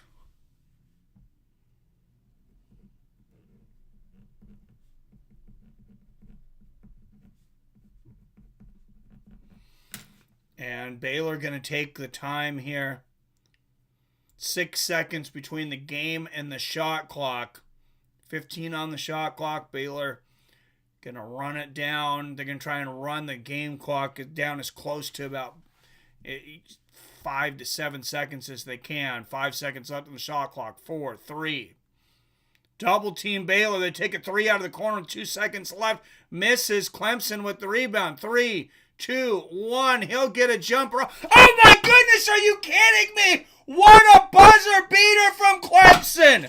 Oh my goodness. Wow, that was number 2, Hunter. Wow, Hunter Dillon at the half. And PBR Street Gang, what's up, my man? Hey, how are you? Hey, I'm doing good. How's your Sunday? Oh, it's going pretty good. It's kind of getting cold again here this evening. So. It's a pretty warm day here today, but it's still just 4 o'clock here. So. Right. You guys are 2 hours. Yeah. 2 hour time difference between me and you. Yeah. But I've always been meaning to ask you. I have a question. Yeah. Kind of MMA related, more your channel related. Not for certain whether or not you knew. Like, I was pretty quiet on your channel whenever I first found it. I won't go into the details of it. I believe we talked about it a little bit off air about how I got over to your channel. Yeah. But I always wanted to ask you how, or more, I guess, why did you start up your channel? Like, what did you just, like, one day, like, I'm going to do MMA play-by-play commentary? I always wanted to ask you that. No, I didn't start out with MMA at all. So I knew I wanted to do a YouTube channel, and years back I had done some stuff with my kids. I had this channel. It was actually a dumb name. It was called Funny as Hell. But we used to just, like, have these different things. Like, we had one video where we gave my son a fake lottery ticket when he was 8 years old, and it was pretty hilarious. But it's some stuff like that. And then I came back and started doing a review channel. I was actually doing a podcast with 2 other gentlemen. I was renting out a room in Everett in one of the historic buildings. I was renting out a psychiatrist's office on the weekend so we could film in there. And Right. I just kept trying a bunch of different subjects. It was kind of more like a variety, maybe even more like a Rogan type show to begin with. And then I was like, man, I need to get views. I just started doing all kinds of different content. And then I started doing fight breakdowns. And nobody was really doing them at the time, maybe a few creators, and they started getting hundreds and then thousands of views. And then as soon as I did my first, I know the first big live stream was that Khabib versus Ally Quinta fight, and it got, like, Right. well over 50,000 views. I was like, well, I guess this is what I'm doing. Oh, kick-ass. Yeah, really cool. I'd always wanted to ask you, like, how you'd gotten into your, like, the creation of your channel, or if it was something that you always kind of sort of wanted to do. It seems very difficult. It seems like it would be like constantly. One of the things that I've wanted to compliment you on was the clarity of and the way that you speak. You don't get a lot of, like myself, I constantly have to remind myself, especially when I'm talking on the phone, like right now, like what we're doing, or at my work, of not putting in like what they call filler words, like or or like kind of, you're trying to think of something to say, and it seems like it would be like really difficult to, like, 2 or 3 hour stretches like you do, to have such clear speech patterns and whatnot. And yeah. Well, thank you for that, because I feel like I'm tripping over my words sometimes. Sometimes I'll say the wrong word and then get a little flustered, but I used to write scripts for my videos when I did the first videos for, well over a year. I would write scripts, and I went back, I started watching my videos, which I haven't done in quite a while because it's not fun to listen to your own voice. But right. You always sound odd to your own ear, don't you? yeah, but I realized how many uhs and spaces and things I was putting in just a video that was maybe a couple minutes. Like, I mean, I'm just like, the whole time. So I said, okay, I got to train myself not to do that. Let's go 5 minutes of speaking. First it was maybe 1 or 2 minutes. Let's go without the filler words. And then I kept practicing that. I guess just got better at it. Right. Well, hats off to you. It seems like it'd be really difficult to have such, like, I don't know if people know, but like the three, well, one of the biggest fears that people have, which I can't believe it trumps death. It seems like death would be like the first one, but like the top fear that people have is speaking in public or speaking on camera. Yeah. And you're kind of sort of doing both, and followed up by death. Death is number two. That always seems like really strange to me, that public speaking beat death out as far as phobias for people. But yeah, it seems like it would be like really difficult to do, especially like what I was saying the other day. You're commenting on a detailed fight, or you're commenting on a fight in a detailed way, I should say, while you're keeping up with chat. It's like really difficult to do. I don't know if you know how. Well, obviously you do, but that's a really difficult thing to do, to watch something and read something and be speaking at the same time. That's a difficult hat trick to pull off.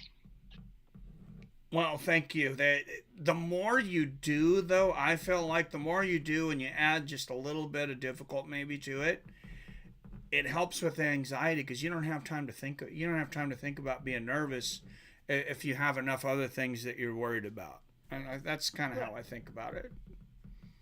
Right. I'm sure it happens. I'm sure that happens to you at work. Like a lot of times, the things that are maybe kind of seem like they would be the most stressful sometimes, like you're not even worried about that. There's so much going on that the anxiety is kind of an afterthought. Yeah. Once work starts flowing, it's definitely you're too preoccupied to really be concerned about. You're just focusing on getting the job done, and that kind of like strips the nervousness, the jitters out of you. You're just too busy to. Yeah, what you do seems very nerve-wracking to me. Yeah, it's no fun. Yeah.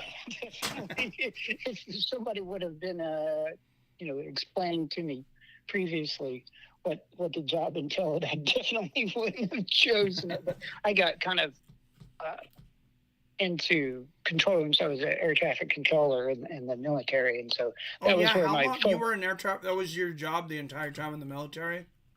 Yeah. So man, I know that's a very that's listed as like the most stressful job. Yeah, you could always tell the guys that have been doing it for an extremely long amount of time. They always were.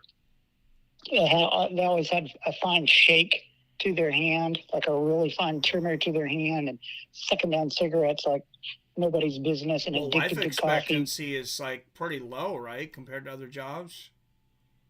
I saw a stat about that a long time ago, but I can't recall it. But what broke me out was I'd gotten done with Desert Storm, Desert Shield, and then they were going to send me back out to that area again for another. I think I did like 18 months there first go around, right before the invasion, and then right after the invasion, and they were going to send me right back to it. And I was like, you can keep this. I'm out of it. But that was the only experience I had was working in control rooms. And so the various cities that I applied to, they were like, well, if you can work in a control room in a war zone, you can work here. So What's more stressful? all of it. I would have to say the military by far, because civilian job you can always walk away from it. Other type stuff That's you can't. true. Yeah. So, but yeah, I always wondered how you'd started up your channel. I thought of that like a couple of times throughout the different. Yeah, I just always liked telling stories, and I was like this when I was like in high school.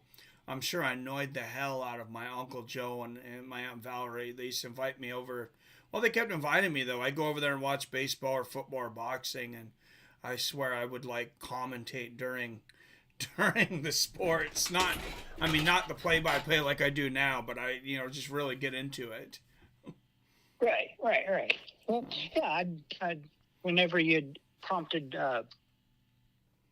people to call in just earlier, I was like, I've been meaning to ask you this for ages, and every time I'd call in, I'd always come up with something else to talk about and forget the topic that I've been reminding myself over the period of time. I was like, I'm going to finally ask him this question, because it seems like something that would be really difficult to do, like having a channel like you do, well, or the type of channel, I guess I should say.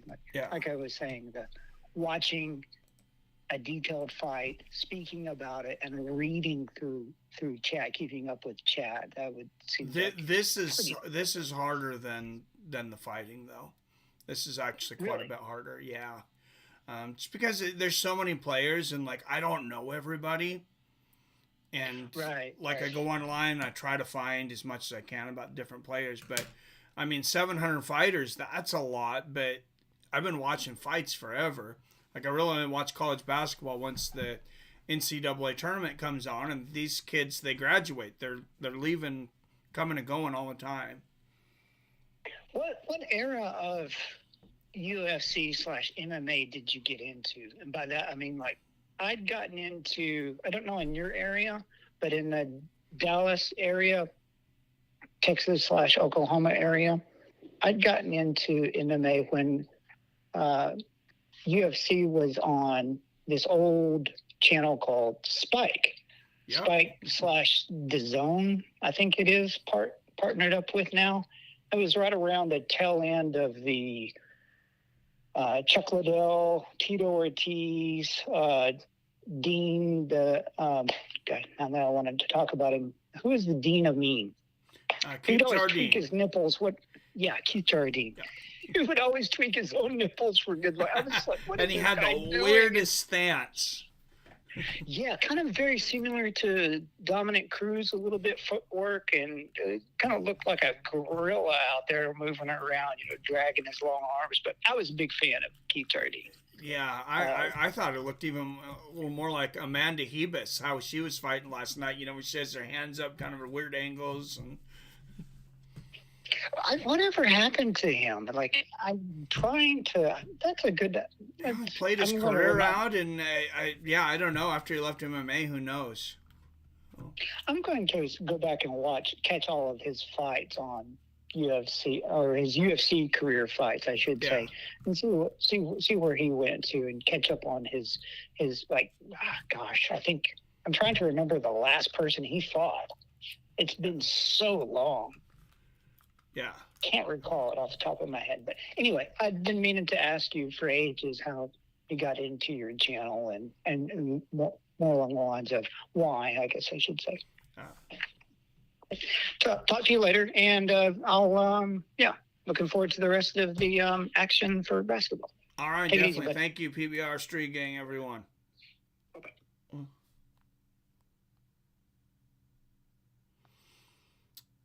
All right, back to the chat.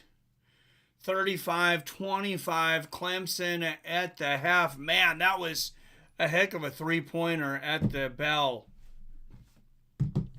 by Clemson. Talk about a buzzer beater. Later tonight, San Diego and Yale. That will be played in our own Washington State in Spokane, actually. How physical they were, and you heard people say you got to play with Auburn's physicality. Well, Yale's So, and after this game, I think I'm going to head over to the casino, look at some bets here, but let's look at the odds on the games we're watching now. So I head over to DraftKings.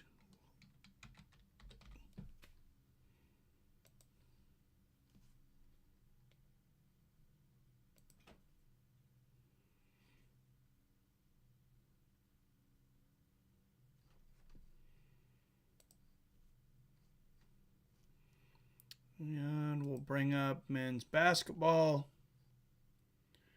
James Madison and Duke, like that, there's not even odds on that one right now. Only 332 left in that game.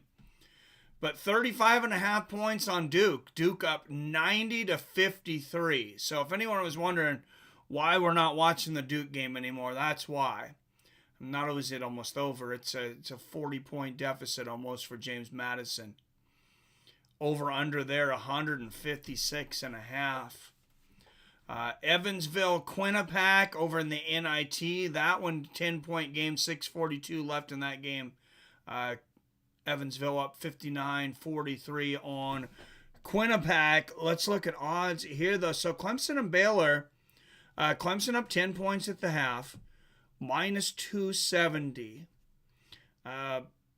Baylor is a plus 200 if you want to take the underdog. But as far as points, 5.5. Like, I don't know what to do with that. Like, do you take Clemson and 5.5 and hope they win by more than that because they're up by 10 right now? Or do you take Baylor 5.5? I don't know. I wish I'd probably take the minus 270 on Clemson, I guess. Just being that they're up by 10. That's still a lot to give. If you watch these live odds a lot of times, though, so I'm gonna keep this on the screen for a minute. Just for a little while. The odds are moving here, Grand Canyon and Alabama, because that game just started. Alabama up 6-2 on Grand Canyon. Alabama only minus 425 favorite right now. They're already up 6-2, and they really should probably crush Grand Canyon. That would have been a good one to look at on live odds. I think if I was at the casino now, I would put a little money on. Oh God, I want to drive there now. I'd put a little money, I think, on Alabama.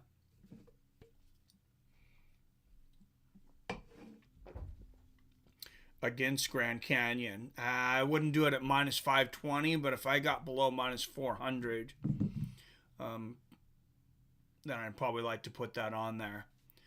But, yeah, Clemson, they're just out playing Baylor in the first half, and I think that lead really could be more than 10. So I think a lot of people's thought process is probably, well, Baylor shot the ball so badly, they're lucky to only be down by 10. But I see other parts of this game that Clemson is dominating in. And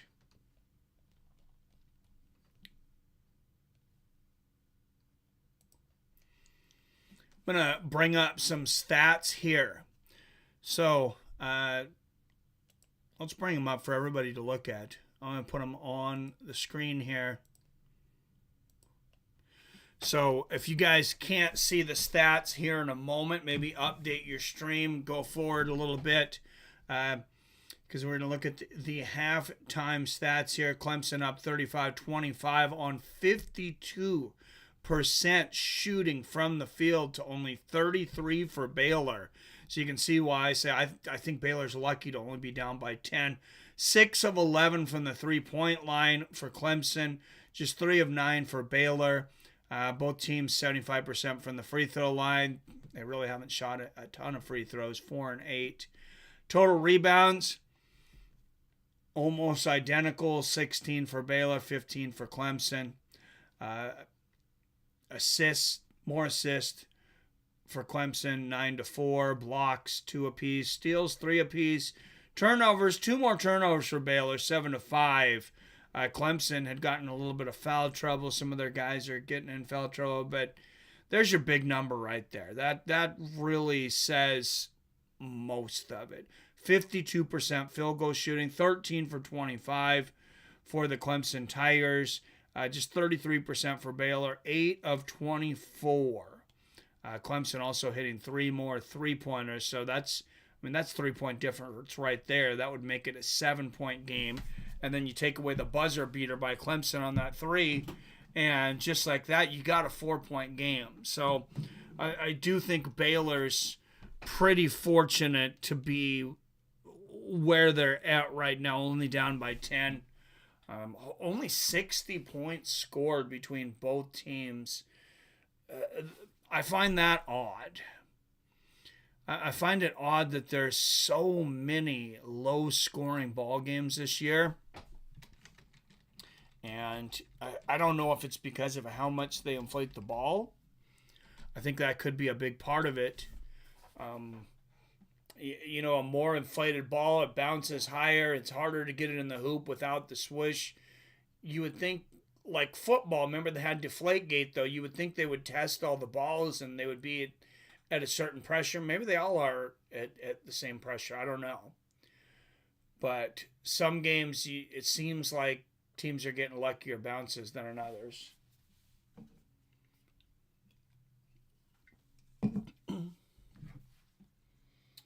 All right, I'm going to take a quick restroom break because I think we are just a few seconds from tipping off.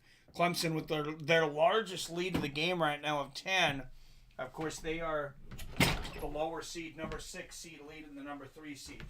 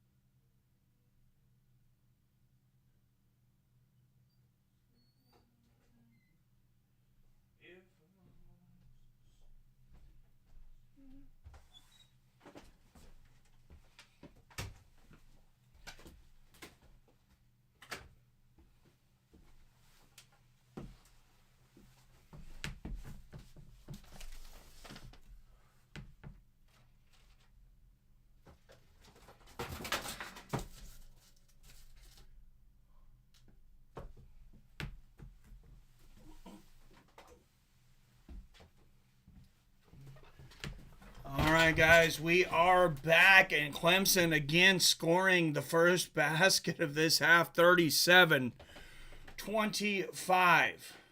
Whoa, that is really not focusing in on me.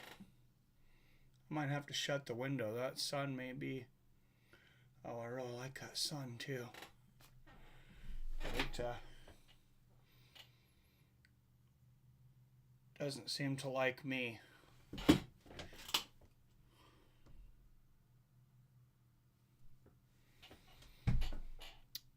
All right. right, Clemson with the ball up by 10. Pass to the inside. To Hall, he misses.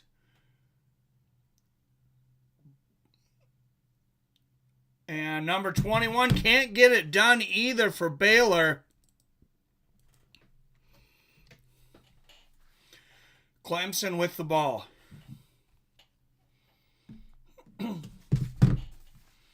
And there's Hall underneath, misses once again. Number 11, Jalen Bridges for Clemson with the rebound.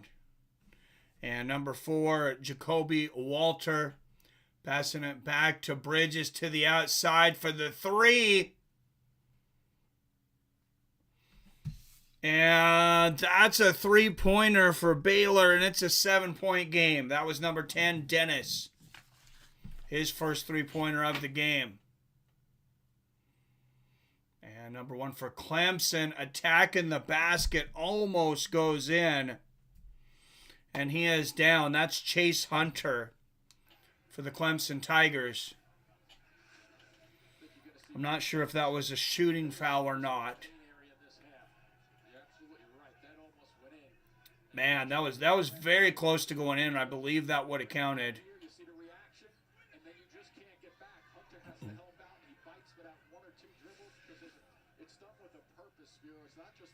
All right, Chase Hunter, 11 points, 3 assists, 3 for 4 from three-point land. And he hits the first of 2 free throws. 38-30, Clemson.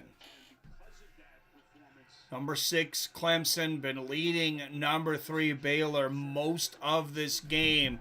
And he hits the second, back out to a 9-point lead.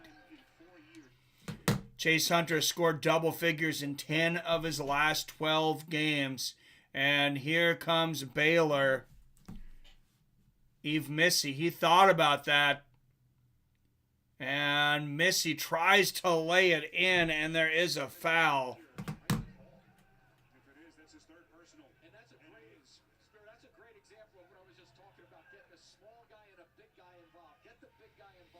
And that's the third foul on the center, P.J. Hall. And number 2, Jaden Nunn, will go to the line.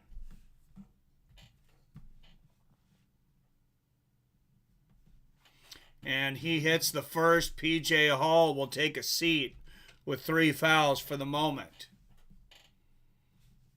They may need him down the stretch. And second free throw is up, and that's a miss, but Baylor gets the rebound. Can't hold on to it, though, out of bounds. Jaden Nunn, 1 of 2. 17:25 left in the game. So Clemson will inbound that one. Up by 8. And that's Chase Hunter, the point guard, with the ball for Clemson. Oh, and he's going to get inside to a wide open number 11, Joe Girard. How did he get that wide open? That should not happen.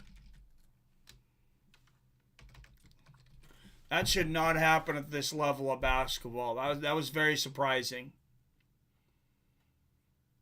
And the alley-oop attempt for Baylor inside. And there's the hook shot in for Chance Wiggins.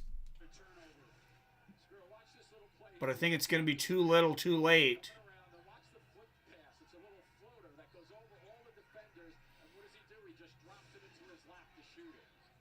Actually, that's going to be an offense. They lose the ball back to Clemson.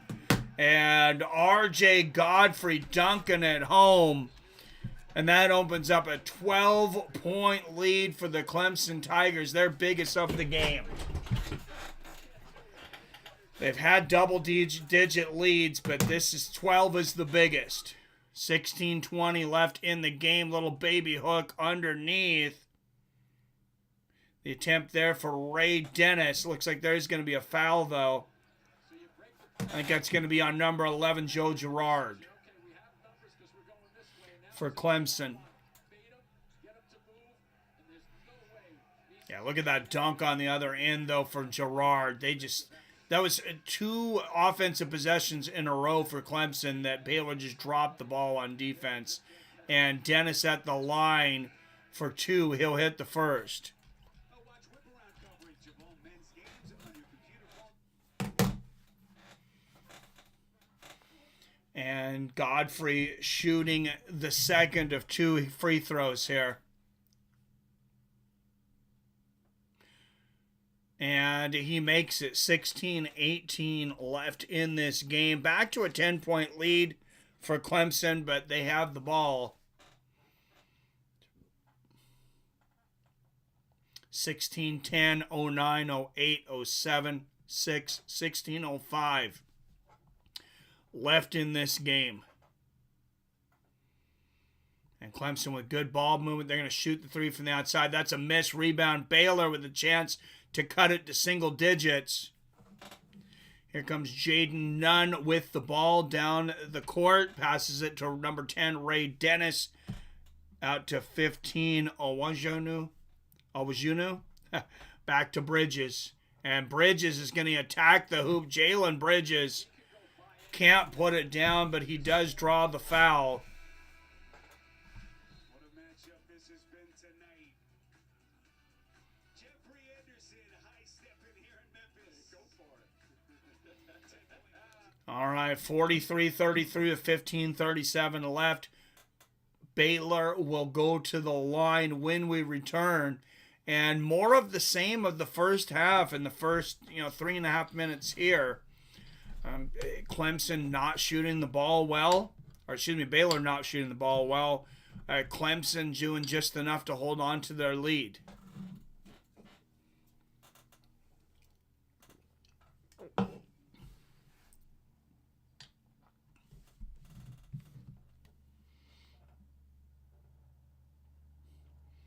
But yes, thank you for everybody that keeps their stream going when they're not even watching. That helps us out on YouTube. Robert, did you pass out, Robert? I think the drunken charge passed out. Oh, it is not halftime anymore, though. It is deep in the second half. I'll fix that.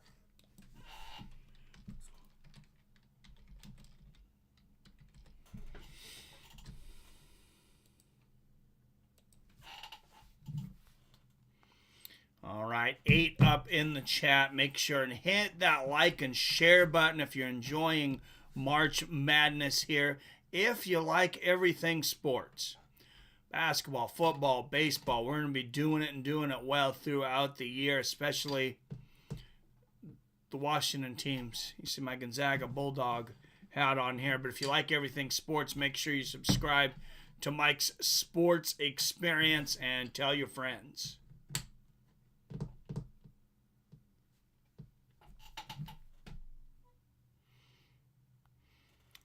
Let's take a look at the rest of the league. What's going on here? Alabama holding on to a 2-point lead. Number 4, Alabama, 2-point lead over number 12, Grand Canyon. And this is the only other game going on for the moment. Duke and James Madison is over. Final 93-55. Northwestern and UConn tipping off in 15 minutes. That's number 9 Northwestern against number 1 UConn. UConn 13.5-point favorites. Texas A&M, number 9 Texas A&M going against number 1 Houston.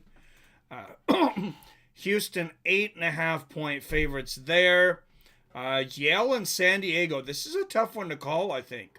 Yale a number 21, San Diego State a number 5, but similar records during the regular season, 23-9 for Yale, 25-10 for San Diego. San Diego played in a smaller region, but both these teams have won 2. Duke will face the winner of Houston, Texas A&M. So there is another part of our bracket mystery filled in. Another piece to the puzzle. And that Baylor fan, that kid having a good time, eating some cotton candy. Jalen Bridges at the line, just 5 points and 3 boards for him today. Misses the first of 2 free throws. And he is used to playing much better than this. Not exactly a statement for the draft here. And he hits the second. And that'll bring Baylor within 9. And here comes Clemson looking to extend on that lead.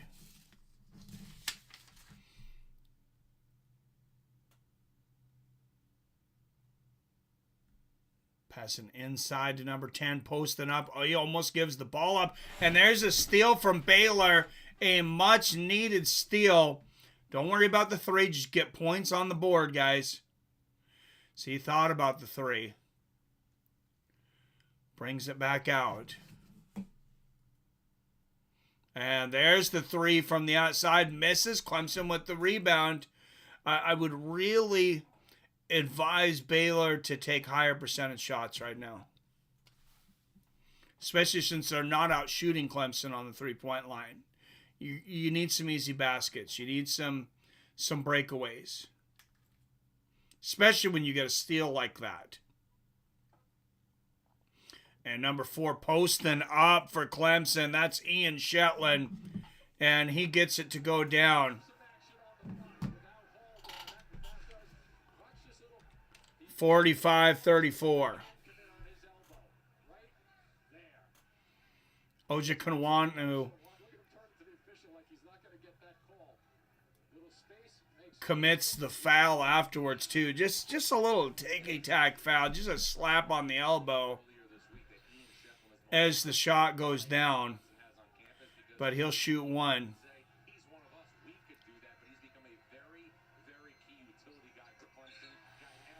And he heads to, that's 46, and a 12-point lead once again for Clemson. Ties their biggest lead of the game. 14, 25, 24, 23, 22, 21. 14-20 left in this game. Here comes Baylor.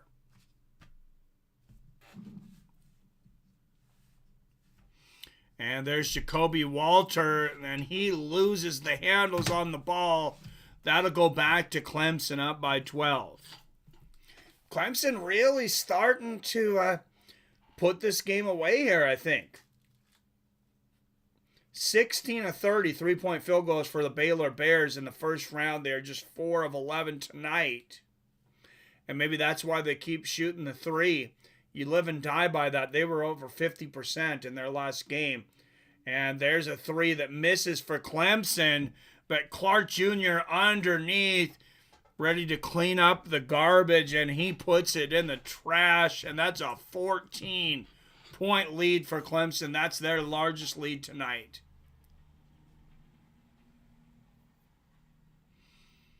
$13:30 left in the game. Ball movement along the perimeter for Baylor, and there's a little scooping in. Ray Dennis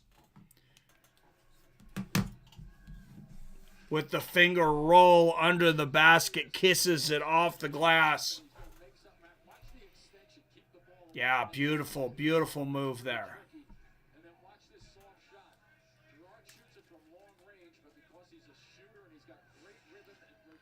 And Ray Dennis will shoot one at the line, trying to bring this within 11. And he does. They need to get that man the ball more often, though. Number 10 for Ray Dennis. I want to see him touch the ball every single offensive possession right now. And if he gets open, let him rip it. Baylor needs the offense right now. And Clemson with good ball rotation. Chase Hunter with the ball on the outside. 12 seconds left on the shot clock.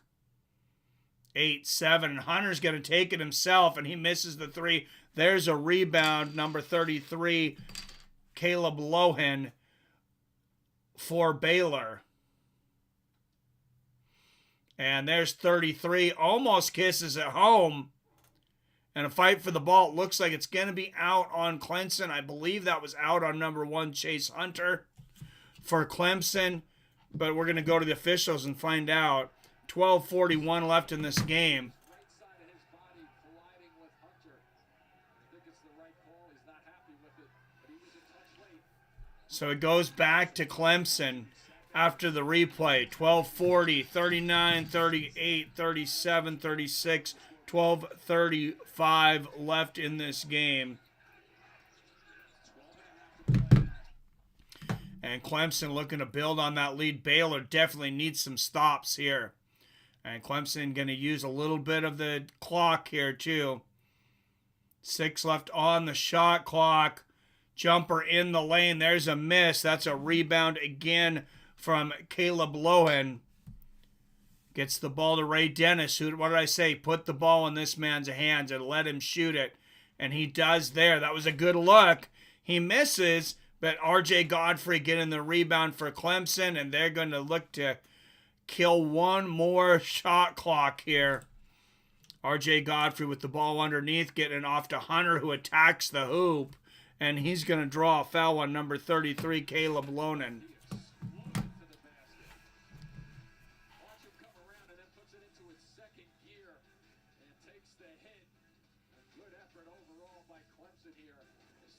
And Clemson, and that's a lot of it today on Clemson too, is its effort and better shooting. 11:47 left in this game. Baylor has still just shot like garbage this entire game. Let's go to the stats here. I'm gonna bring up stats here for shooting percentages. Clemson shooting 51.4% from the field. Baylor an anemic 35.5, just 4 of 11 from the three-point line, 6 of 14 for Clemson. Baylor's even shot more free throws, 11 for 15, 6 for 7 for Clemson.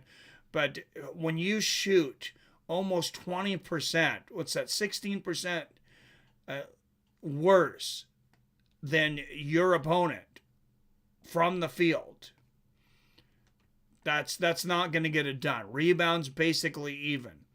Assists 12-5 in favor of Clemson, so maybe they are moving the ball better as well. Baylor with a few more turnovers, 9-6 there. Clemson with more fouls, 11-8, so Baylor maybe even needs to play a little more physical there, I would argue.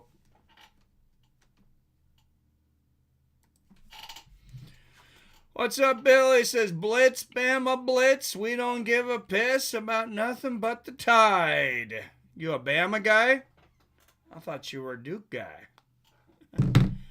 Could be a Bama, too. I could see you being a Bama guy. All right, 9 up in the chat. Don't forget to hit that like button if you like everything about sports, especially March Madness. We are bringing a mad amount of games every day of the tournament. Today's the last day of the tournament until Thursday.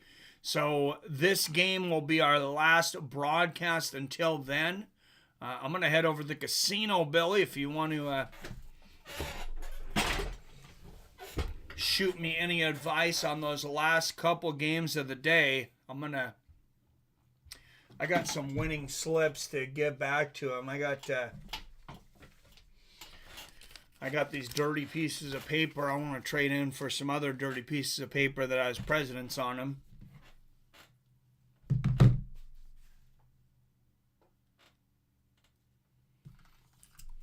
Be interesting to see what the draft looks like. When is the NBA draft, Billy?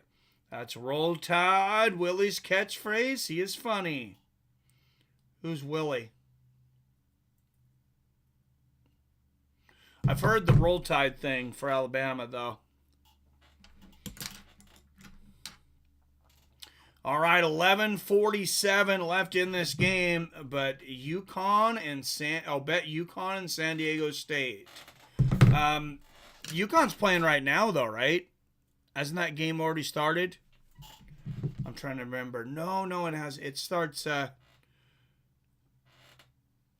about 4 minutes. Oh, geez, I really need to be there for that one, don't I? And then there's nothing starting for another hour. 5:40 Pacific, Texas A&M and Houston. And then number 13, Yale and San Diego. What about Houston, man? Houston's 8.5-point favorites on Texas A&M. Should I bet Texas? End of June. All right, and there's a basket underneath for Baylor. Actually, both teams scored. I looked down, and both teams put a couple points up on the board, so still an 11-point lead for Clemson, 50-39 with 11:20 left in the game. Clemson with the miss, Baylor with the rebound. Here comes Jacoby Walter bringing the ball down the court to Missy. Missy passing it back to Ray. And then inside to Caleb Lowen, who's posting up. 6 seconds left. There's number 4 shooting the three-pointer. He can't get it to go. But Jalen Bridges cleans up. He gets the rebound and takes it home. And Baylor is within 9. 50-41 Clemson.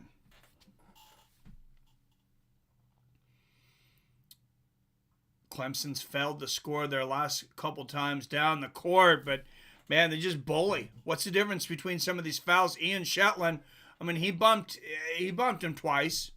No fall, I guess. No fall, no foul. 52-41 Clemson. And Baylor with good ball rotation on the outside. Kalen Lowen going underneath. Oh my! Jacoby Walter and 1. What a shot, though. He just throws the ball up in the air and prays as he falls down, getting hacked by 2 defenders, and that goes straight down. Put $5 on Duke and Iowa State to win it all. Thanks. Oh, Houston's number 1 big seed that may lose. Wow. All right, you know, put $5 on 5 on Duke and 5 on Iowa State to win it all. All right, I can do that. All right, and Baylor at the line misses the free throw though, so can't continue the 3-point play. But back within 9 points for Baylor. Clemson with the ball, just under 10 minutes left in the game. 9:55, 54, 53.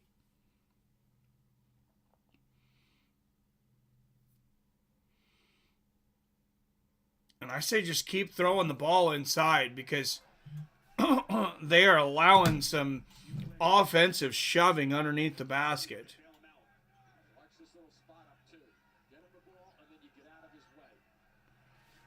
And PBR Street Gang with the donation. Thank you, PBR, with the Cash App donation. $2 on the board. Thank you, sir.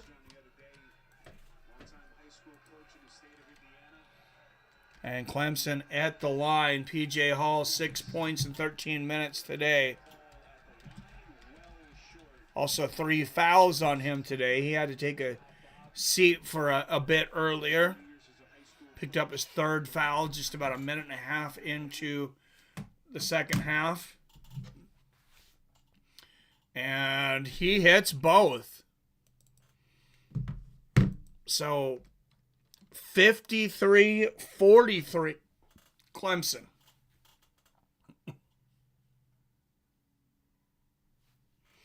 And there's Bridges. He shoots the 3. That's off. But Clemson gets the rebound. They're going to shoot another one. They miss another one. Did he call a timeout in the air? It's like Jacoby Walters trying to call a timeout in the air, but they did not give it to him. Oh, maybe they did. No, it's back to Clemson. Anybody remember that in the NBA there for a while? Someone would be going out of bounds and they would just call a timeout to save the possession. And that was happening so much they had to change the rules. Oh, it's P.J. Hall trying to put it down, but Clemson gets a steal. And they just cannot hit the three-pointer. I said a long time ago, if you're Clemson, the three-pointer's not going down. You need to start getting some quick baskets. Yeah, P.J. Hall passes it right to Clemson. Or excuse me, right to Baylor. That was a second turnover today for PJ Hall. And there's another three-point shot from outside from Baylor. They cannot buy a bucket from out there right now. They got to go inside. You got to go to the paint if you're Clemson. And there's a jumper in the lane for Clemson, and that goes in. They'll take those easy ones. Chase Hunter with the mid-range jumper, 55-43 Clemson. And Baylor, they've got to start keeping track of their possessions. They got to stop shooting so many threes, but then they hit it. As soon as I say that, and the foul. On the left side, possibly, and that shot should count if it's on Wiggins. It will indeed count. Yeah, you see Wiggins right there? So a chance at a 4-point play for Clemson. They really needed this. Giving it to PJ Hall. I don't know about that. Let's see if they get this straightened out. And that's going to be the fourth foul on P.J. Hall with 8:26 left in the game. They're going to set him again for a moment, just in case they need. And they are not. What's going on here? They did not give. They gave Baylor the three-pointer, and they get the ball back. Sorry, I was a little confused there for a moment. All right, here we go. Clemson with the ball. I don't remember them playing like that before, ever. And number 11 left wide open. Joe Girard puts it down for Clemson, and they are back up by 11. I know you hit a three your last time down, but don't be afraid to take the easy shots, Baylor.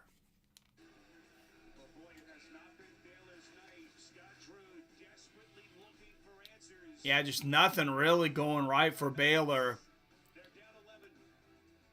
7:43 left in this game, and really still just one run.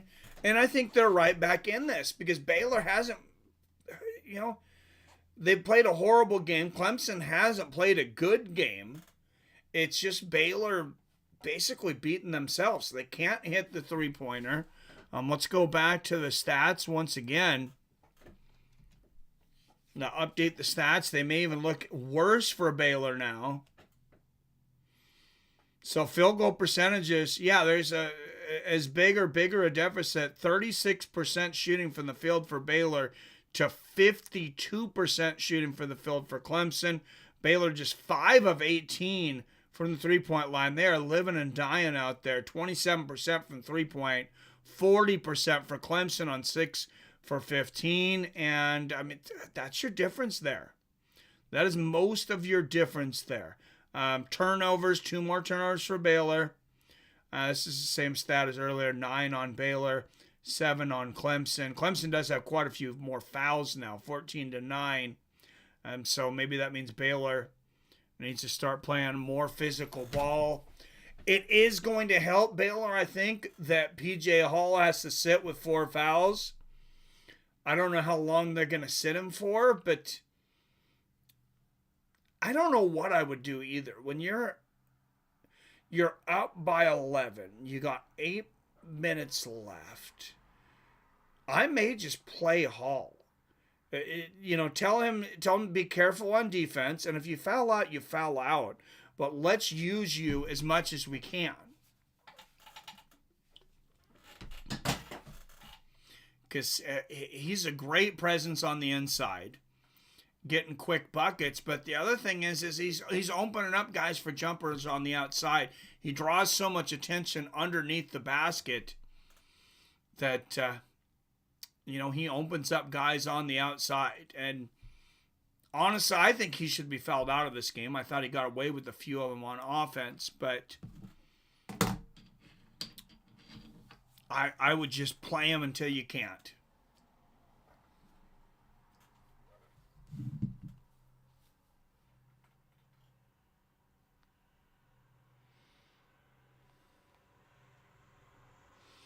Again, thank you for the donation, PBR Street Gang. If you want to help us here, you can donate Cash App, Seattle Mike. PayPal's benedictinc@gmail.com.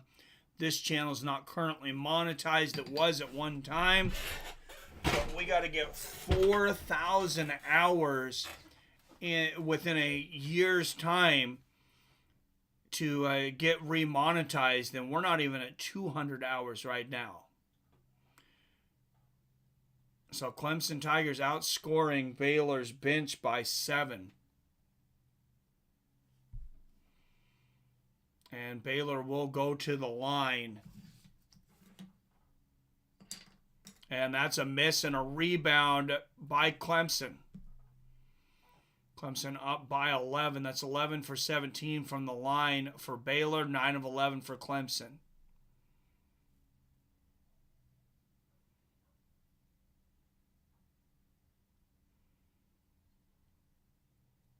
And there's the dunk. Number 24, P.J. Hall back in there, gets it to go down. And they are playing him now. P.J. Hall, 9 points, 3 rebounds. As I mentioned, 4 fouls. And they're going to be working on trying to get him that 5th foul. If you're Baylor, but use him while you can. So drive in near where I live in northeastern Oregon also. Yeah, that's the one that I used to go to. I was talking about that earlier. Dean, what was that one called? Blue Sky? I can't remember what it was called, but yeah, it was on State Line. Right in between Mountain Freewater and Walla Walla. All right, Walter at the line for Baylor. Misses that one. And Clemson touches that on the way out. So Baylor will get another shot here at cutting this lead down. But they are down by 13 points. Was that a 5th on Hall? No, P.J. Hall's still in there. Man, what a steal there for Clemson. Wow, Hunter Chase tips that inbound pass and gets the ball back out to Clemson. And Clemson they just might be too good today for Baylor, and it has not been their day.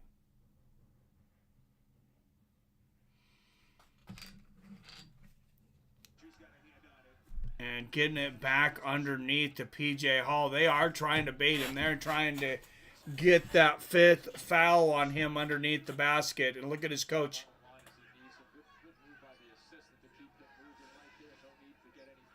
Yelling at him saying, do not foul. And P.J. Hall underneath. Double teamed. Are you kidding me? How did he get that in there? I mean, he was falling down, flips it up in the air over his head and into the basket.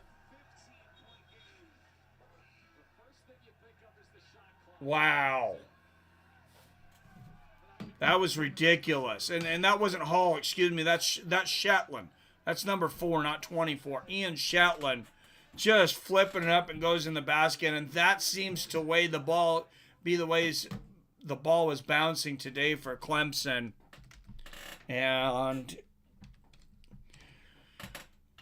Baylor needs a big run here or they can forget about it. They're down by 15 here. Look at the chef's hat there in Clemson. They're saying, you're going to like what we're cooking. And Shetland misses the free throw there for Clemson. Baylor taking over, but down by 15.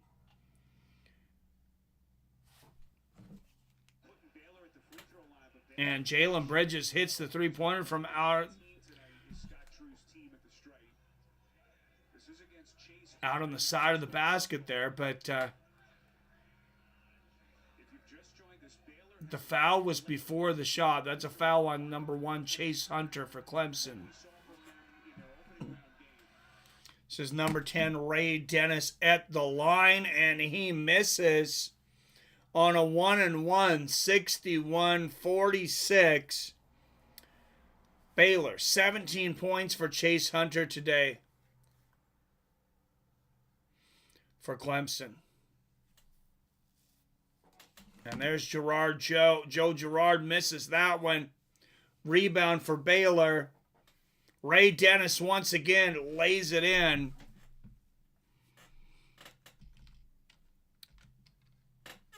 And 61-48, that gets them within 13. And Clemson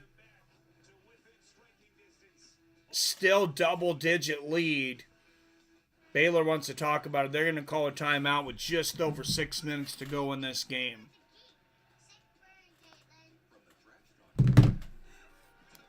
Sorry about the Oregon Ducks going out, Dean. I was hoping they would win that one. I had $50 on them, actually, so I was really hoping they would win that one. Now, one I was really surprised about losing was St. Mary's. I didn't end up getting out to bet a lot of money on that, luckily, but I really thought St. Mary's was going to go further in this tournament.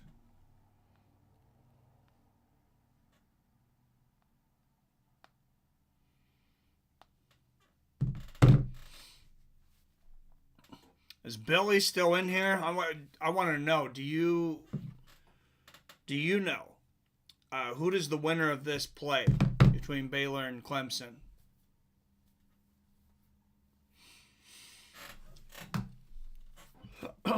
Or has it been decided yet?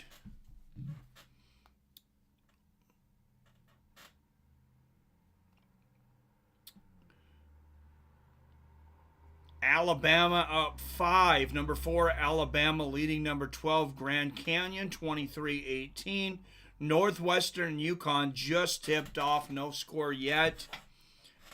Later on today, 2 more games after that. Texas A&M and Houston tip off at 5:40 p.m. Pacific. Houston an 8.5-point lead there. That'll be on TNT. Then an hour after that, tipping off, number 5 San Diego State takes on number 13 Yale. That's at 6:40 p.m. Pacific. San Diego 5.5-point favorites in that game. Houston 8.5-point favorites against Texas A&M. What do you think about Yale and San Diego too, Billy? Steen, one of your early instructors. Tennessee. You could say that. That's my father, Billy. You know that.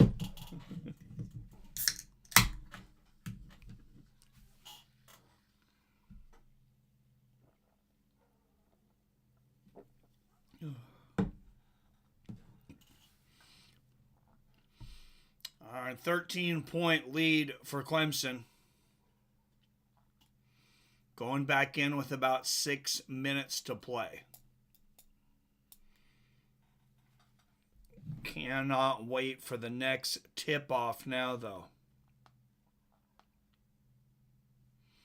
Between Texas A&M and Houston. I'm hoping to get some points on Houston, or not points, but hoping to get a little better odds on Houston than what we have right now. I'm going to bring that up on DraftKings, actually.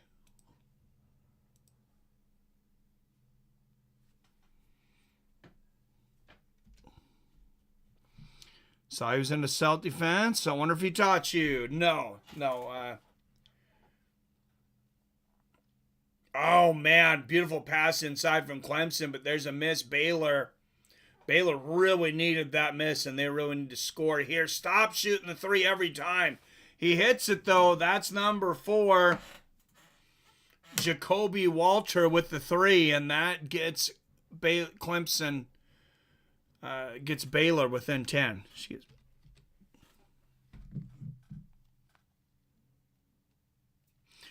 No, we both ended up in judo, though. 61-51, 5:35 left in this game.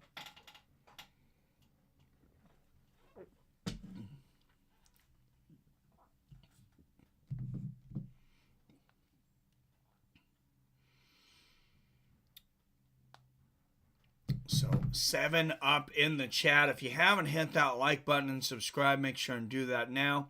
Hit that share button for the rest of the stream. Let everybody know we're doing NCAA action. Every day there's action, we'll be here. And for donations, we got Cash App, Seattle Mike, PayPal's Benedict Inc. at gmail.com. Again, no ads. Shouldn't be any ads during these streams. As far as I know, I don't think YouTube's getting ad revenue off of it. I'm not getting ad revenue. It's a non-monetized channel until we get back to 4,000 watch hours within a year. All right, and Clemson inbounds with 5.5 minutes left in this game. Baylor need to start getting stops. They need to start getting easy baskets. And stop shooting low percentage 3 balls. I know they've hit a few, but it's not been pretty. Oh, and Baylor jumps on it. Look at this. Look at the steal here. Possession arrow Baylor. They needed that. What's up, Wyatt in the house? Yo, my brother. What's going on? Thanks everybody that was hanging out in the chat last night after the UFC. That was fun. Wyatt getting on the mic. We took a couple different subjects there, and then unfortunately I lost the internet. I think I figured out how to fix that. What's up, Phil D. Roll? All right. Baylor with the ball. Man, they keep shooting those low percentage threes, but there's an easy basket. That's what they need. Ray Dennis putting it down. Just an easy lay-in, and just like that, it's an 8-point lead. 61-53. Baylor on a 7-0 scoring run in the last minute and 30. So all you have to do in basketball is get hot. It's a game of runs. There's a 3-point shot from the outside from Clemson. Rebound, Baylor. Don't get greedy. If you're Baylor, don't get greedy. As I mentioned, fast break, easy baskets, and they do it again. There's number 10, the floater in the lane, and he scores, and just like that, it's a 6-point ball game. And Baylor, aggressive D now.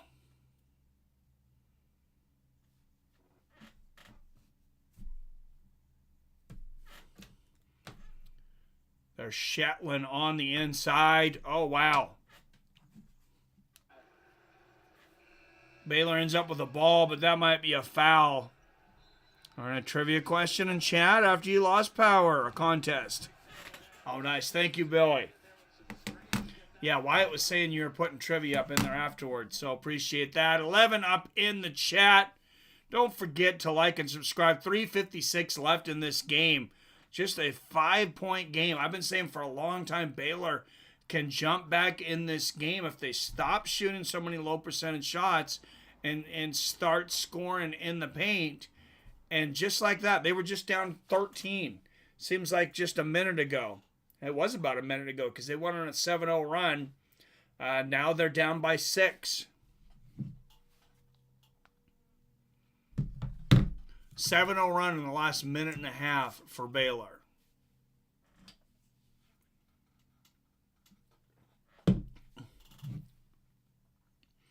And during the commercial break here, let's check in on some other games.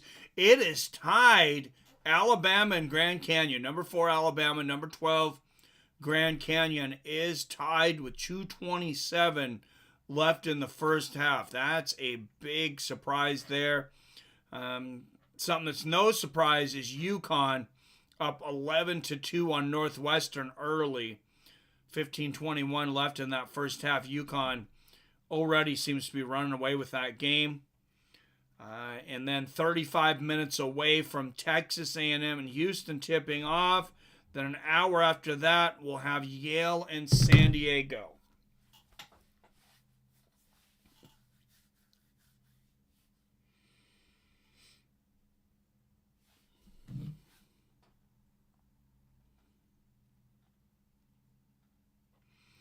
So,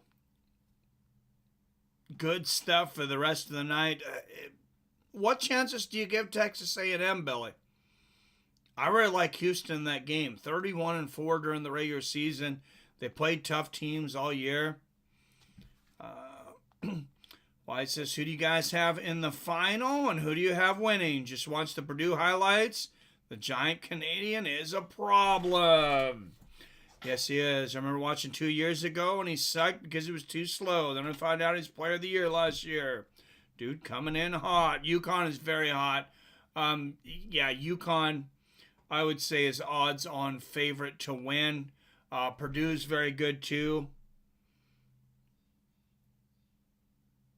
UConn is so damn good. They may come back. Purdue will lose before. San Diego State is the bet I would make. Tonight or for the finals?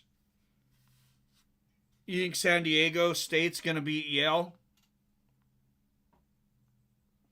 Well, they are 5.5-point favorites.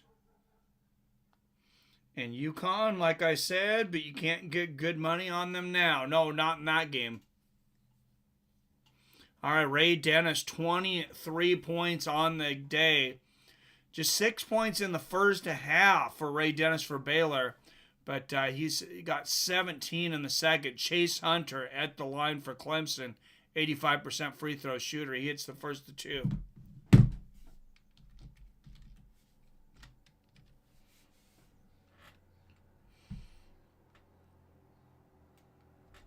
And he hits them both. Back to an 8-point lead for Clemson. And like I said, Baylor, they don't have time to be making a lot of mistakes right now. Easy 2-point baskets and then get stops on the other side. And they just about threw it away there. They've made their last 4 field goal attempts, though. 10 on the shot clock. 9, 8, 7. Don't settle for sloppy shots. There we go. Nice fadeaway. Ray Dennis, that's the guy who you have to have, who has to have the ball for you if you're Baylor. Put the ball in his hands. Back to a 6-point lead. Take San Diego State first half and for the game. Oh, definitely out, not looking too bad. Just wanted to get info primarily from you, Billy, to be honest. Yeah, he knows a lot about this. Yale had to get really hot just to make it through round 1. Was impressive nonetheless. Pretty sure a couple Auburn players got injured too. There was one big injury I seen from Auburn. I can't remember who it was, though. UConn and North Carolina are the best overall teams, but actually Iowa State has the most depth. So any of those 3.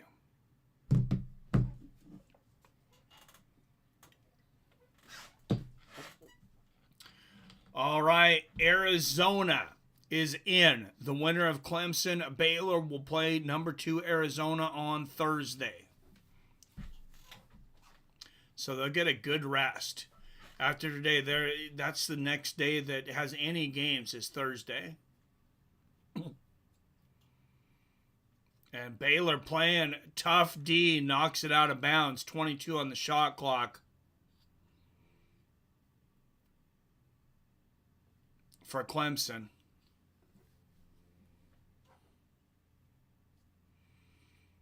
.320 left in this game. Baylor can come back in this, but they cannot turn the ball over, and they have to take high percentage shots. Double team at half court. 12 on the shot clock.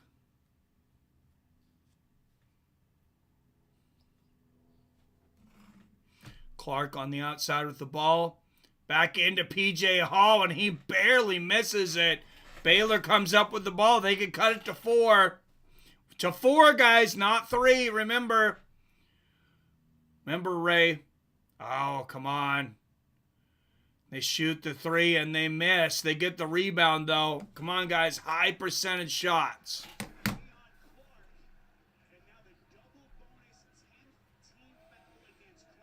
And Jalen Bridges goes down. He will go to the line.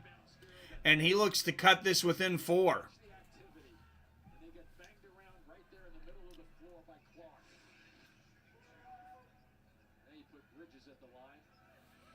So double penalty now for Clemson and now 82% at the free throw line for Jalen Bridges. 8 points for him today. And he hits the first.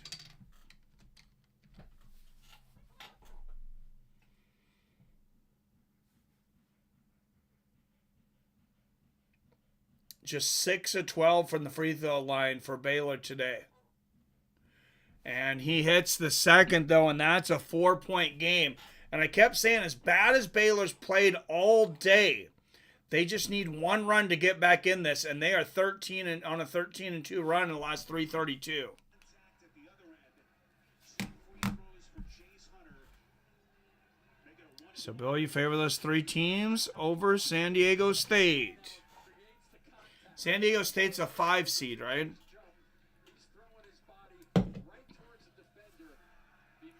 But you maybe favor them over Yale. And Chase Hunter misses the first of 2. So even if he makes this one, Clemson will take the ball, get the ball down by only 5.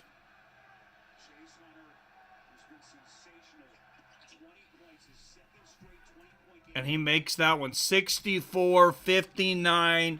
Clemson, Baylor with the ball. Clemson 9 of 12 from the line. Oh, and Ray Davis attacks the hoop, and that's P.J. Hall with a big block. He is such a big presence, and he knew the timing had to be perfect there because he has 4 fouls. One more, and he's out. Big risk there from P.J. Hall, but a beautiful block. And Baylor will inbound the ball with 24 on the shot clock, 2:29 left in this game. And they get it out to Jacoby Walter on the outside. He's going to attack the hoop. And and he'll go to the line. 64-61. He will look to make this a 3-point play and bring Baylor within 2. Clemson has led the entire game, and one run from Baylor has brought them back. Okay, appreciate you sharing. Oh, they will beat Yale and lose, I believe, to UConn would be next.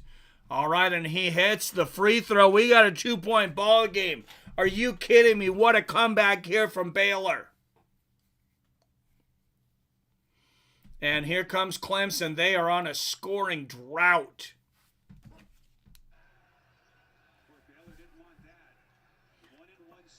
Oh, and that's going to be a foul on Baylor.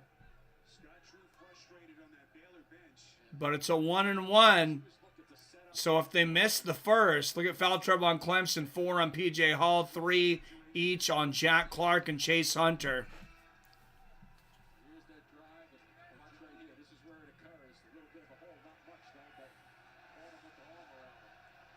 Yeah, that's quite a ticky-tack foul if you ask me. Hall 1 and 2 tonight from the line. Hits the first, so he'll get the second.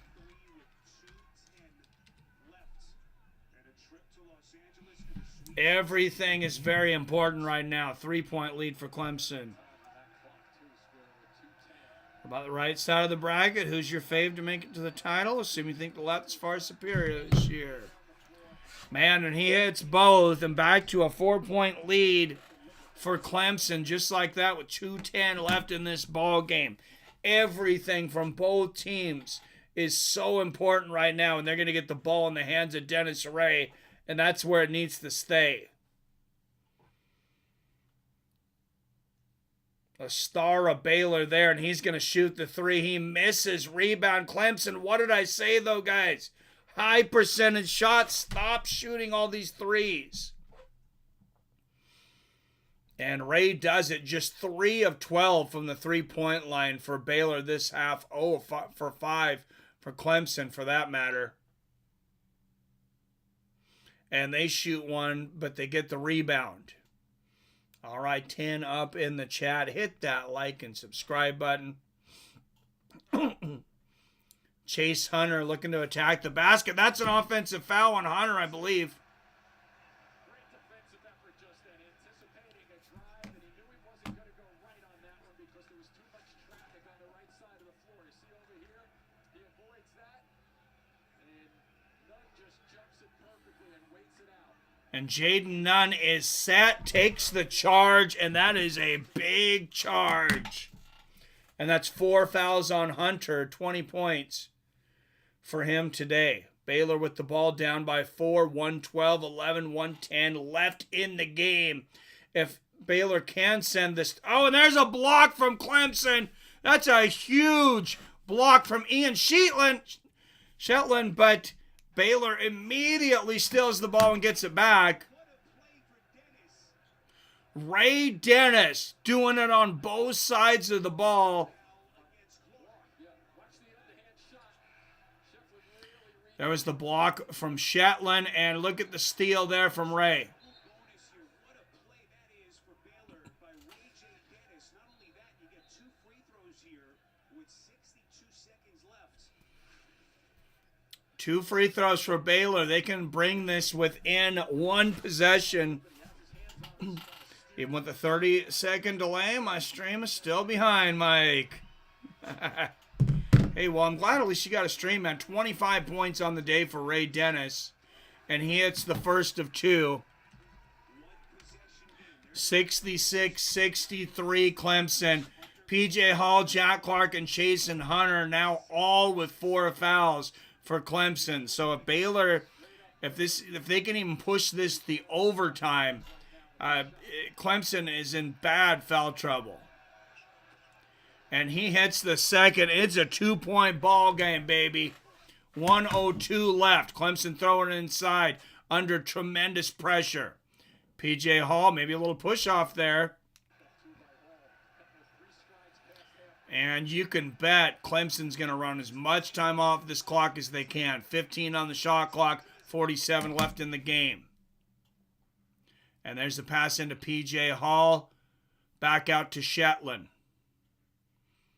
And they turn the ball over, and there's Baylor. And that's the 5th foul on P.J. Hall. P.J. Hall, you're out of here, baby. And it's a 2-point game with 36.2 seconds left. And watch the unfortunate part of this, because if he could have just handled the ball, I know it's a tough catch for Hall down in the blocks, but now watch what he does. He just hits him enough to force it. He just spins around, and I don't even think he did that on purpose, but when you're playing with 4 fouls, So Hall is done. Tennessee or Houston, Wyatt? And P.J. Hall fouls out with 11 points. 36.2 seconds left in the game. 2-point game. Baylor with the ball. And they will go to a line with a chance to tie it. Jacoby Walter, 81% free throw shooter, misses the first. That is a huge miss. And P.J. Hall cheering from the bench. Just 36 seconds left and a big free throw here, and he misses it. And Clemson gets the rebound. And they've got to start thinking about fouling if you're Baylor. Just 30 seconds left in this game. 29 seconds left in this game. No under the basket big presence for Clemson. What a big miss for Jacoby Walter. He could have tied this game up, misses both free throws, and that's been the story of the game today for Baylor, just shooting themselves in the foot. R.J. Godfrey at the line, just a 55% free throw shooter, 29 seconds left in the game. And he sinks the first. That's a 3-point lead for Clemson. Can they hold on with just 29 seconds left? 12 of 15 from the line today for Clemson, just 10 of 18 for Baylor. Biggest free throw of his life right here. And he makes it. And that is a huge free throw because that makes it a 2-possession game with 29 seconds left. Here comes Baylor. Just got to get a quick basket. And Ray shoots the 3 instead, and he may have shot himself in the foot. And Clemson gets the rebound and is fouled. 19.6 seconds. Baylor cold from the 3-point line the entire game. They didn't know what to do about it. They just kept shooting it, and it did not pay off. Clemson up by 4 going back to the line, and Baylor may have just thrown this game away. Any chance they had of winning it in the last couple possessions. Take nothing away from Clemson. They have led the entire second half.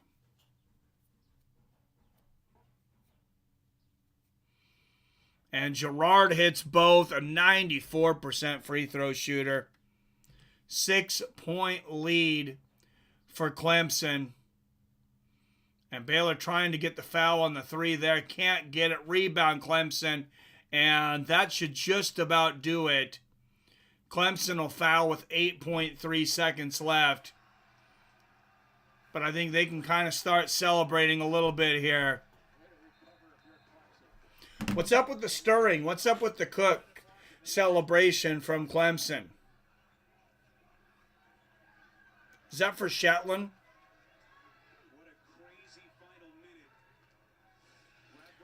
That was an insane final minute, and Baylor had a chance to win this game. R.J. Godfrey at the line again.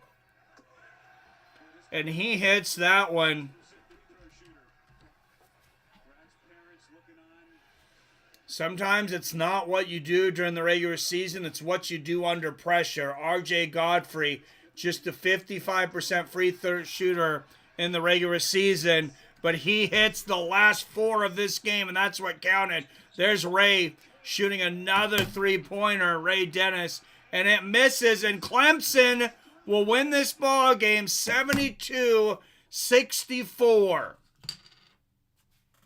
Who are they playing, Billy? Who's Clemson playing? All right, anybody wants to call in here at the end? Let's open up the phone lines.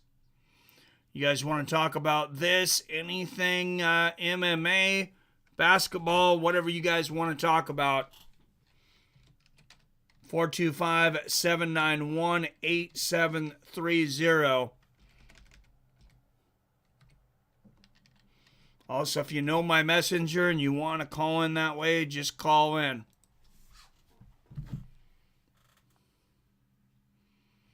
Tennessee Houston, this is getting wild. It says why Baylor could have came back and won that game. They have nobody to blame but themselves. They had so many opportunities in that game. So number 6 Clemson upsets number 3 Baylor. 425-791-8730 if you want to call in. I'll give everybody just a few minutes. And after that, I'm going to head over to the casino.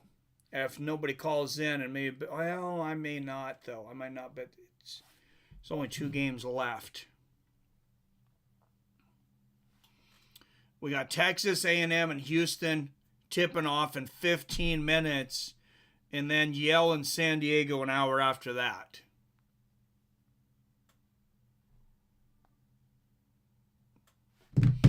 All right, led for the final 36 minutes, 33 seconds of this game. Even though their lead was cut to 2 at the end, they led all of this game, but 3 minutes and 27 seconds. That's pretty impressive. Who would I bet on for the entire tournament? I bet UConn.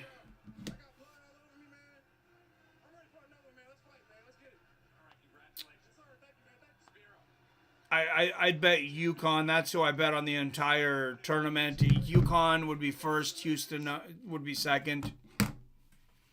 A lot of strong number 1 seeds here. Purdue.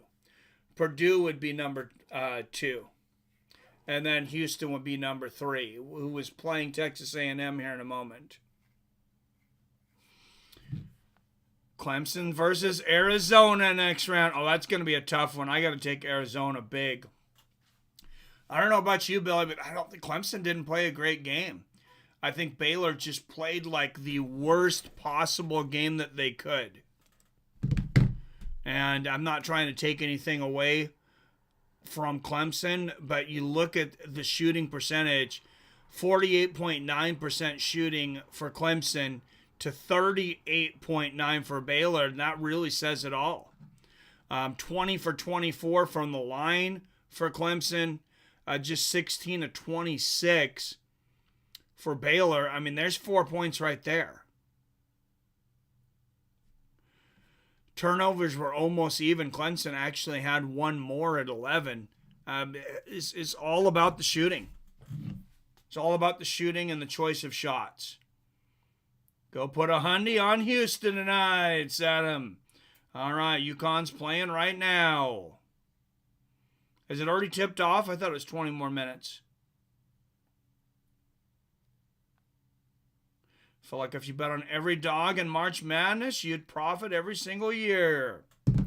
It depends on what the odds are. It's possible. Odds are only super wide.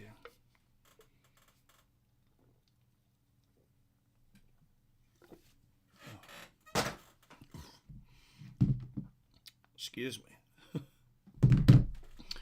All right, if nobody wants to call in, 425-791-8730. Or as I mentioned, Messenger open for those who want it. We're having a blizzard, so power is out. I didn't see the game. You're having a blizzard in almost April? Holy crap. You probably don't want to hear this, Billy, but it's very nice and sunny here. I'll tell you anyway, 60 degrees and sunny.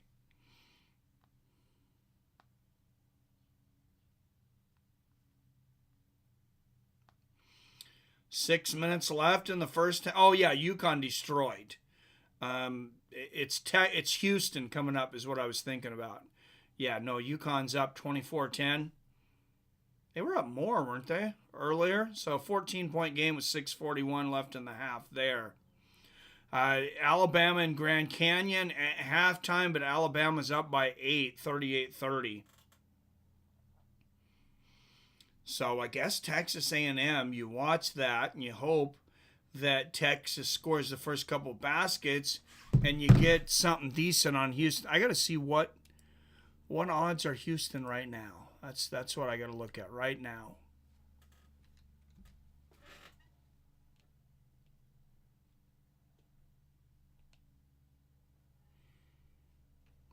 Northwestern and UConn, that money line's off the board right now.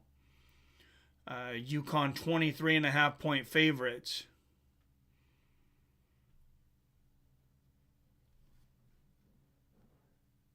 Why am I not able to see the other two games? Oh, it gave me in game.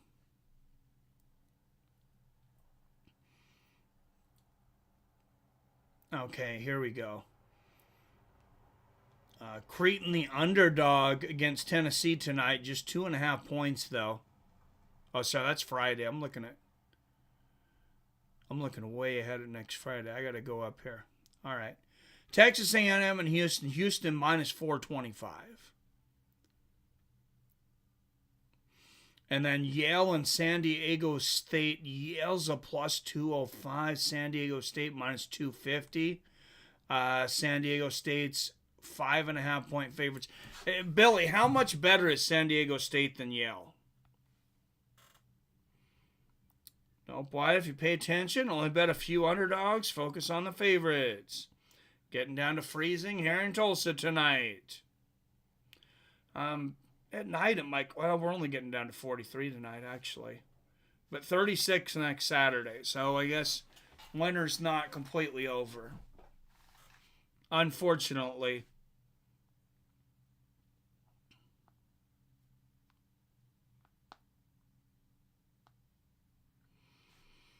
All right, 10 up in the chat. If anybody wants to call in, 425-791-8730.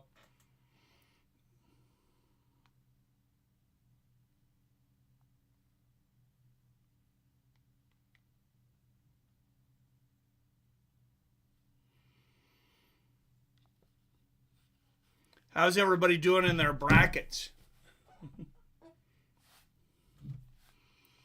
Well, it says, I know vast majority of favorites win, but there's only several dogs at plus 700 or more. Yeah, it's interesting. You definitely want to study and figure out which of those underdogs to bet on, though. I think not like just bet on every one. Battery, a ton better than Yale.